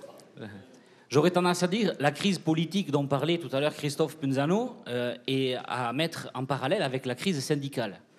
On ne peut pas parler aujourd'hui de révolution syndicale et de défendre les intérêts des salariés. Aujourd'hui, malheureusement, on n'en est pas là. Aujourd'hui, chaque syndicat, de façon très générale, et je jette la pierre à personne, fait passer en général les intérêts de son syndicat avant l'intérêt des travailleurs et travailleuses. C'est dramatique. On en est là aujourd'hui, et je pense qu'au niveau politique, c'est la même chose. Maintenant, il faut... En tout cas, c'est courageux de le dire. C'est courageux de le dire, mais je pense qu'une chose, c'est le dire, et autre chose, c'est trouver les alternatives pour passer par-dessus. Ces dernières années, le syndicat Lab, pour ma part, on a fait à plusieurs reprises des initiatives dans ce sens-là. On a essayé le 1er mai 2018, ça n'a pas fonctionné, pas suffisamment. On réessaye pour le 1er mai 2019. J'espère que ça va fonctionner. Et les sujets qu'on a mis sur la table aujourd'hui, ou autour de ces chaises plutôt que sur la table, on va les reprendre pour le 1er mai 2019, mais le 2 mai aussi 2019, et ainsi de suite. Donc les syndicats, ils ont toute légitimité. Et la première chose des syndicats, c'est par rapport à la territorialité, c'est de savoir qu'est-ce qu'on pèse exactement. Et aujourd'hui, l'État, et là je regarde monsieur le sous-préfet, aujourd'hui, ça fait des années qu'on nous refuse de nous donner des chiffres. On s'est présenté dans les chambres d'agriculture au niveau départemental. L'AB fait 28% dans un département. Je ne sais pas aujourd'hui les chiffres et la représentativité de l'AB sur le territoire Pays Basque. Monsieur Aramendi, justement, parmi les questions qui sont posées sur cette plateforme dédiée au grand débat national, faut-il donner un rôle plus important aux associations, aux organisations syndicales et professionnelles ? Je suppose que vous allez répondre oui, mais quel rôle souhaitez-vous jouer ? Il faut qu'on puisse négocier, et négocier, ça veut dire décider. Donc on peut débattre pendant des heures. À un moment donné, il faut qu'on puisse décider. Seul ? Non, pas décider seul, décider avec les acteurs autour de la table. Vous savez, l'AB participe au dialogue social Pays Basque. Il y a une structure qui existe. On travaille avec la CPME, l'UDP ou encore l'UDES dedans. Pourtant, on a le MEDEF qui refuse d'y aller. On a certaines organisations syndicales locales qui refusent d'y aller. Donc oui, il faut discuter avec le patronat local, parce que moi, j'ai aucune possibilité d'aller négocier à Paris. Je suis conscient, je ne vais pas prendre l'avion une fois par semaine pour aller négocier à Paris. Désolé, ma taxe carbone, je vais la garder telle qu'elle est aujourd'hui. Je ne vais pas aller à Paris. Merci. Mais ici, on peut changer les choses et on peut le faire intelligemment si on a vraiment la volonté politique de le faire. Question dans la salle. Bonsoir, monsieur. Bonsoir, rebonsoir. Rebonsoir, oui. Oui, moi je voulais parler vraiment des richesses créées dans ce pays, où il y a 9 millions de pauvres qui vivent en dessous du seuil de pauvreté. On ferme des maternités, on ferme des écoles, les services publics partent à la déglingue, excusez-moi du mot. Ça a été dit. On est sur la démocratie et la citoyenneté. Est-ce qu'il y a trop d'élus dans ce pays ? C'est ça la question. Trop d'élus, je ne pense pas qu'il y ait trop d'élus. Parce qu'un député dans la circonscription, vu la population qu'il y a, je pense qu'un député, il a beaucoup à faire, c'est sûr. Pour vous, la solution, c'est pas de réduire le nombre de parlementaires. Pour moi, la solution, c'est peut-être pas, c'est pas le problème d'en réduire. Mais la richesse dans ce pays, elle existe.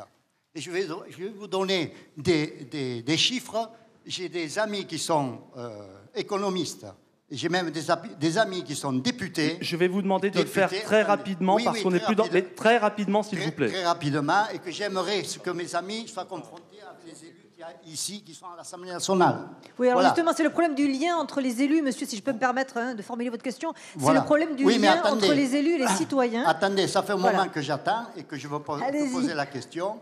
On est passé allez-y, monsieur. On est passé du coq à l'âne. Allez-y, mais posez la question. Pourquoi les entreprises, en 2017, ont reversé 180 milliards aux grands actionnaires.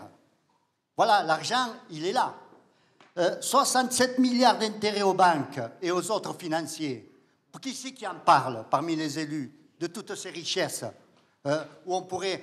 Monsieur Macron, il s'enorgueillit, il est content qu'il ait débloqué 10 milliards pour augmenter de 100 euros les salaires et le SMIC, de 100 euros.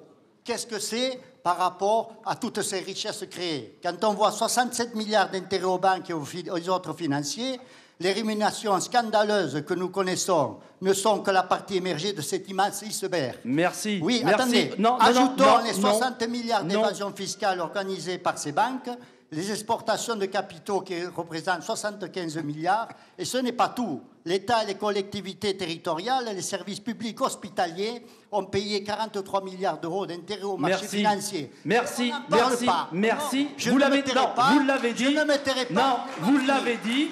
Vous l'avez dit. Ça Et fait on 3 mois qu'on se bat. on reste dans le cadre d'un débat. On ne s'arrêtera pas. S'il vous plaît, on reste dans le cadre d'un débat courtois et on est sur le thème de la citoyenneté. Merci, merci, monsieur. On va reprendre. Non, s'il vous plaît, ce débat s'est déroulé de manière très correcte depuis tout à l'heure. Eh bien si, merci, merci, vous l'avez dit, merci. Je souhaite qu'on en revienne, je souhaite qu'on en revienne à ce débat. Écoutez, c'est pas possible. C'est pas un débat. Monsieur, ce n'est pas un débat. Monsieur, ce n'est pas un débat. C'est un monologue, ce que vous êtes en train de faire. Merci beaucoup, monsieur. On va poser la question à Florence Lazzarini et Vincent Bru. Vous vouliez le dire, vous l'avez dit. J'en reviens au thème de cette partie du débat. Y a-t-il trop d'élus, trop de députés, trop de sénateurs? Mathieu Lagaraille, une réponse rapide. On donne la parole à un gilet jaune, monsieur. Voilà. Concernant les frais de l'État... Merci. Non, merci. Mathieu Lagaraille, y a-t-il trop d'élus, trop de parlementaires dans ce pays? D'élus, je ne penserais pas. C'est surtout le fonctionnement de l'État, mais je parle plutôt de la vie parisienne. Le Sénat, à date, pour moi qui est quelqu'un d'extérieur à la politique, je me demande à quoi il sert. Donc il faudrait quand même qu'on me pose la question, quand vous parlez tout à l'heure de référendum, je pense qu'on peut poser une question aux Français. Est-ce que le Sénat est encore utile de nos jours si on a une proximité avec nos élus qui font les lois? Est-ce qu'on a besoin du Sénat? Après, on a un ancien sénateur dans la pièce, il va vous répondre. Et deuxième question aussi que je pourrais poser, je ne parle pas de question de salaire parce que tout travail mérite salaire, mais c'est tous les avantages qui existent pour les députés, les transports, tout ce qui existe. J'aimerais... non, moi, il n'y a pas de question en fait. On aimerait, parce que comme c'est nous qui vous payons, quand même, c'est l'argent public. Oui, non, mais il n'y a pas de souci, mais vous êtes, tout le monde paye en fait pour l'argent public, et on aimerait avoir une certaine transparence. Au mieux de dire vous avez le droit des frais de transport, j'aimerais avoir un chiffre en fait, un chiffre qui correspond en toute transparence pour savoir quel est le chiffre. La réponse de Madame Je réponds Lasserre-David. tout de suite parce que je suis embêtée tous les ans à cause de ça. J'ai un chiffre, il n'est pas en euros. J'ai un aller-retour par semaine en avion hors vacances parlementaires pour aller à Paris. D'accord ? Donc l'an dernier, j'imagine que Vincent, tu étais dans la même situation aussi. J'ai dû remonter pendant les vacances parlementaires 3 fois et ça n'était pas pris en charge par l'Assemblée nationale. Voilà.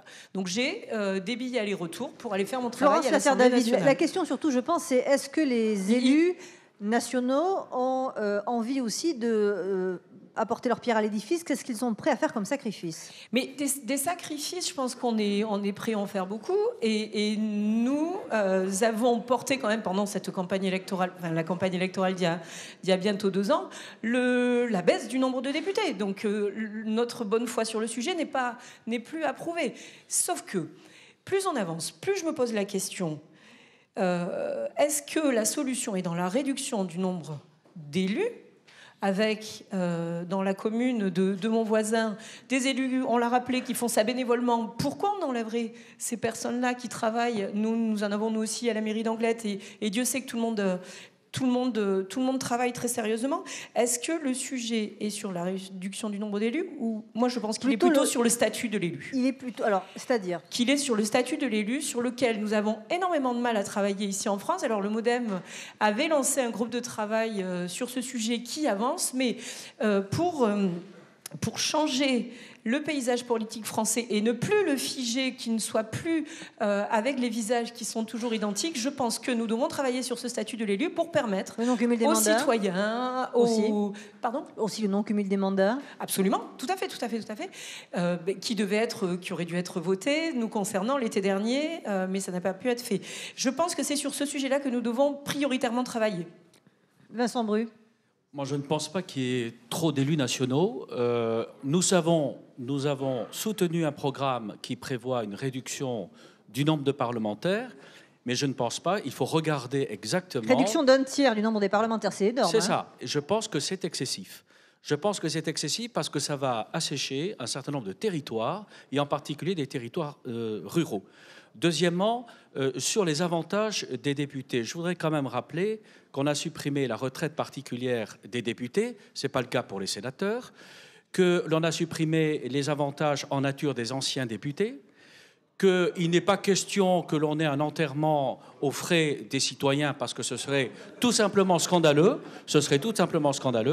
Donc je pense que nous avons des frais de représentation. Chacun d'entre nous, nous avons du mal d'ailleurs à boucler les fins de mois sur ces frais de représentation. Pourquoi ? Parce que ce soit à Paris ou que ce soit sur notre territoire, nous avons en effet des dépenses à faire qui sont tout à fait nécessaires, notamment le fait de se déplacer en circonscription ou d'avoir une permanence dans sa circonscription, ce qui est tout à fait logique. Donc je ne pense pas que ce soit le problème. Et quant aux élus locaux, j'ai répondu tout à l'heure, moi il me semble qu'il faut conserver ces élus locaux parce qu'ils sont extrêmement importants dans le lien social et dans l'accessibilité qu'ont les citoyens à parler avec des responsables politiques. Monsieur Lasserre, à quoi il sert le Sénat, vous qui l'avez fréquenté quelques années? Non, simplement. Jean-Jacques Lasserre, président du conseil départemental. Puisque vous m'y invitez, je le fais avec plaisir. Moi, j'ai une certitude. On ne pourra pas, en France, fonctionner pendant des décennies et des décennies sans qu'il y ait une restauration de la confiance entre les électeurs et les élus. Vous n'imaginez pas, je parle en tant qu'élu alors, combien est difficile à supporter les doutes qu'on lit dans les regards, les suspicions des fois. Et donc, il faut, je le crois, très sincèrement, et j'invite les parlementaires à le faire et tous ceux qui ont des responsabilités, à prendre tous les moyens possibles et imaginables pour restaurer la confiance. Une vie d'élu, forcément, ça présente des avantages. Forcément, il y a des avantages matériels qui consiste simplement à procurer la possibilité de faire correctement son travail. Mais il faut aussi imaginer la dose de soucis, les carrières professionnelles brisées, les prises de risques. Alors, je crois qu'il faut, dans ce domaine-là, il faut qu'on se dise ces choses-là. La seule réponse à apporter, c'est une totale transparence des situations, y compris des situations financières et fiscales. Voilà ce que je peux dire. J'en reviens au Sénat. Que voulez-vous ? Moi, je crois sincèrement dans ce débat, parce que je pense simplement qu'on est à un moment de la vie publique française qui nous oblige à la réflexion. Non pas dans la plus grande des consanguinités entre seuls élus, mais qui ouvre la possibilité aux gens qui le veulent bien, la possibilité de s'exprimer. Et je crois donc que dans cette... Alors, je n'ai pas voulu intervenir sur le plan fiscal, j'aurais eu forcément des choses à dire, et dans les autres sujets, je ne vais pas y revenir. Il faut un peu d'ordre, sinon vous allez me rappeler, M. Sabatier. Quand vous m'aviez questionné sur le... Modeste, rendez-vous compte, il n'intéressait personne. Au Sénat, je vous avais dit une simple chose, j'essaierai d'exercer des responsabilités à l'endroit qui me paraît le plus approprié et le plus utile. Voilà ce que j'avais répondu. Et la vraie question qui se pose, c'est les élus, ok, pourquoi faire et sur quelle utilité? Et dans toutes les strates que nous avons évoquées, on a parlé beaucoup des maires, et je remercie le responsable de l'association des maires ruraux, n'oublions jamais, ça a été dit, je n'y reviens pas. Le Sénat, ça fait partie, de mon point de vue, des institutions qu'il faut peut-être revisiter, rebalayer, tout en se prémunissant d'un risque terrible qui serait de se passer sur un plan national d'un rôle extrêmement attentif, extrêmement appesanti, et peut-être dans des conditions moins fébriles que l'Assemblée nationale. C'est nécessaire à la vie publique. Je dis une simple chose. Mon grand étonnement dans ce débat, et j'ai eu l'occasion, c'était ma contribution personnelle, de voir qu'au niveau des institutions que l'on devait regarder, qu'il y ait une institution qui soit complètement passée au travers de toutes les réflexions. Alors je vais prendre des risques, je vais risquer la bronca. Je regrette que le gouvernement, en tout cas je lui ai dit, et j'espère que ça remontera, que le gouvernement ne rebalaye pas la composition et les utilités et l'utilité des conseils économiques et sociaux régionaux. Et je dis deux mots. Rapidement, question dans la salle. Terminez, monsieur Lassalle. Et je termine là-dessus. Parce que je considère qu'il s'agit là d'institutions qui n'ont pas l'équivalence des assemblées sénatoriales et parlementaires, mais ce sont de grandes institutions françaises qui coûtent de l'argent dans leur fonctionnement, qui ont des productions extrêmement intéressantes et qui ne sont concrètement jamais reprise par les assemblées. Donc j'ai proposé au président, dans le cadre de ce débat, de revisiter complètement la composition des conseils économiques et sociaux, en essayant de répondre à cette formidable aspiration du peuple qui cherche de la représentation, premièrement, et de faire en sorte, et je crois que le débat constitutionnel qui devrait se dérouler pourrait nous y conduire, et de faire en sorte justement que les travaux des conseils économiques et sociaux soit repris d'une façon à étudier par les assemblées délibérantes. Merci, monsieur Lassalle. Question dans la salle. Bonjour, Cédric, animateur du comité local d'En Marche Anglette. Je vais faire juste une remarque rapide et une question, ça sera très simple et très rapide. Première remarque que j'ai à poser, c'est j'entends autour de l'assistance qu'on demande à l'État qu'est-ce qu'il pourrait faire pour nous. Je voudrais rappeler qu'on est des citoyens, et notamment sur la partie développement durable et écologie, nous avons aussi notre part de responsabilité. Nous sommes responsables et nous devons changer tout cela. Ma question, elle est simple. La crise des Gilets jaunes a quand même amené quelque chose de positif. C'est le débat, c'est l'envie de citoyenneté, c'est l'envie de rentrer dans la prise de décision publique. Alors j'ai une question plutôt pour les élus locaux.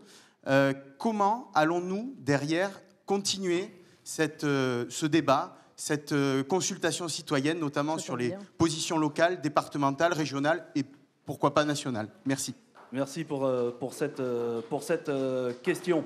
Ça tombe bien, on va parler du bilan, je crois. On va arriver au bilan. Il est 19h50. Cette émission se termine dans quelques instants. Et maintenant, qu'est-ce qu'on fait? Que dit Emmanuel Macron? Ce grand débat a suscité un engouement certain. Il a forcément généré des attentes. Je vais demander à nos 5 invités référents là-dessus leur mesure qui est indispensable pour sortir de cette crise. Mathieu Lagaray, Gilets jaunes. On commence par vous. La mesure indispensable pour sortir. C'est pas une mesure, mais c'est plusieurs. Je pense qu'on augmente les salaires, enfin le SMIC surtout. On augmente les retraites, parce que pour moi, nos seniors qui touchent 700 €, c'est inadmissible. La répartition des richesses, donc c'est l'impôt qu'on paye. On en a parlé beaucoup. Voilà. Et la dernière, ce sera surtout pour moi fiscal dans un premier temps, après d'autres questions on peut avoir débat. Et la dernière, c'est taxer les entreprises. Aujourd'hui, on a les PME qui sont taxées à 33% et les grands groupes à 2%. Pourquoi on n'inverse pas juste cette taxe? Comme ça, nos petites PME, parce que si demain, on va avoir un coiffeur, il a un surplus d'activité, il embauche quelqu'un d'autre. Donc inversons juste ça. Et vous allez voir, il y aura un peu plus d'emplois en France. Merci. Très bien. Merci. Florence Lasserre, David, s'il y avait une mesure impérative qui doit ressortir, ce serait laquelle? Alors, on n'en a pas du tout parlé. Moi, la mesure à laquelle je crois, et c'est pour ça que j'avais rejoint Emmanuel Macron, c'est l'éducation. On doit mettre la priorité sur l'éducation pour aider nos enfants, nos jeunes, l'éducation, apprentissage, à trouver leur bonne place dans la société, à faire que demain, ils puissent vivre d'un travail qu'ils ont choisi, qu'ils puissent en vivre correctement. Évidemment, tout le reste en découle. Pour moi, la priorité des priorités est vraiment l'éducation. Et par l'éducation passe transition écologique et tous les autres sujets, mais c'est mon sujet. Merci. Florence Lasserre David, députée MoDem et membre de la majorité. Et Niao Taramendi pour le syndicat Lab. S'il devait ressortir une mesure, la mesure principale dans ce débat. Je vais en dire deux pour répondre à... Je vais en dire deux. Allez-y. Pour revenir sur l'éducation, la première mesure, ça serait d'apprendre dans les écoles à lire nos fiches de paye. Si on apprenait aux enfants à lire les fiches de paie dans leur entreprise, ils comprendraient à quoi sert chaque ligne de leur cotisation et qu'est-ce que ça a derrière. Donc la première chose, je suis d'accord sur l'éducation, il faut changer l'éducation pour leur permettre de comprendre ce qui touche tous les mois. C'est pas le salaire net en bas, c'est tout le reste. Et dedans rentre la fiscalité, le chômage, tout ça. Et sinon, à mon avis, la primordiale, c'est le droit de décider.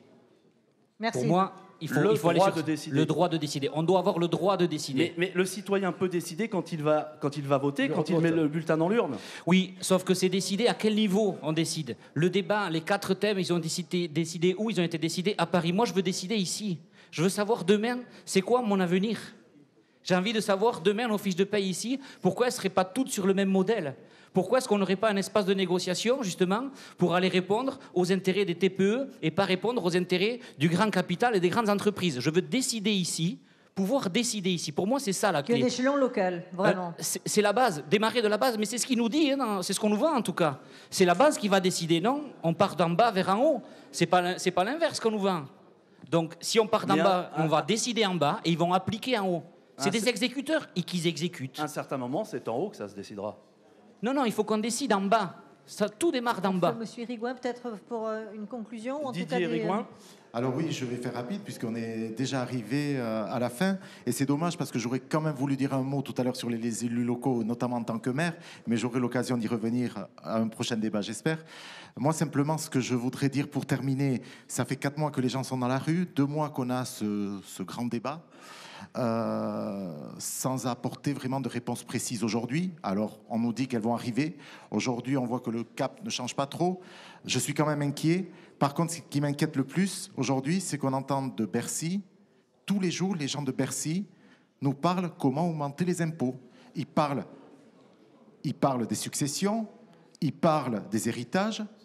Ils ont parlé un temps de la fiscalisation de la résidence principale, ils sont revenus dessus.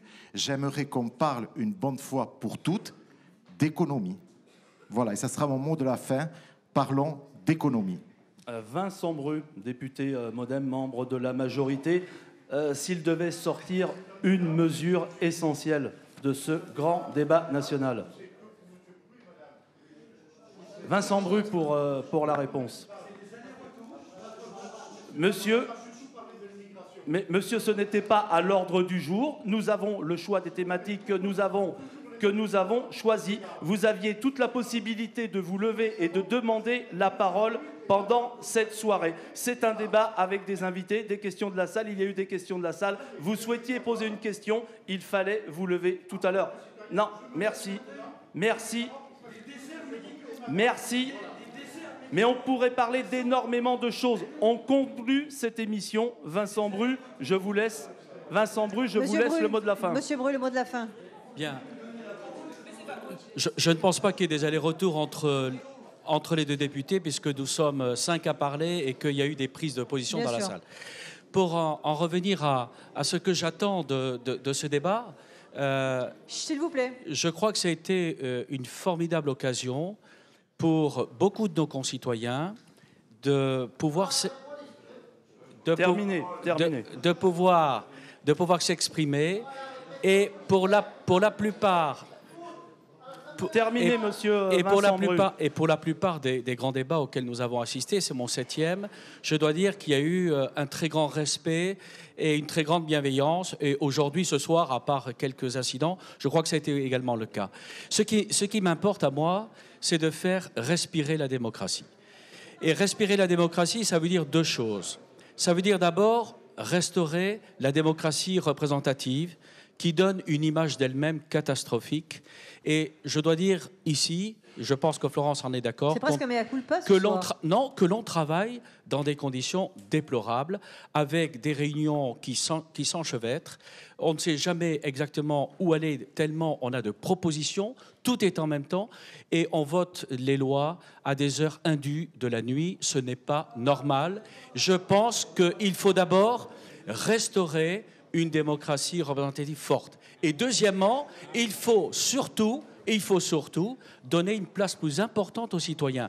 Le débat national doit se prolonger de débats, de force de proposition et d'initiative. Moi, je ne crois pas tellement au référendum d'initiative citoyenne, mais je pense qu'il faut que les citoyens puissent poser des questions, obliger les élus communaux, départementaux, régionaux et nationaux à répondre aux attentes des citoyens tels qu'ils se sont exprimés lors des débats. Il faut faire mieux vivre la démocratie, mieux respirer la démocratie. Merci Vincent Bru, ce sera le mot de la fin. Mathieu Lagaraille, Didier Rigouin, Florence Lasserre-David, Vincent Bru et Niarot Aramendi, merci beaucoup d'avoir accepté de participer à ce débat ici à la salle des Fêtes d'Anglet. Merci au public qui a pu poser les questions qu'il souhaitait sur les thématiques qui avaient été retenues pour ce débat. Merci à tous, bonne soirée, bon week-end. Il est 19h58 sur France Bleu Pays Basque. Bonne soirée. Très bonne soirée, merci. France Info et France Bleu, partenaires médias officiels de l'équipe de France féminine de handball. Championne du monde, tout juste championne d'Europe, les tricolores vous donnent rendez-vous à l'occasion de la dernière étape de la Golden League à Clermont-Ferrand et Gounaza. Île Manoir les 21, 23 et 24 mars prochains. Le collectif d'Olivier Cromwell s'y affrontera la Norvège, la Roumanie et le Danemark. Venez partager ces moments exceptionnels avec Siraba Dembélé Pavlovic et ses coéquipiers. Toutes les informations sur ffhandball.org.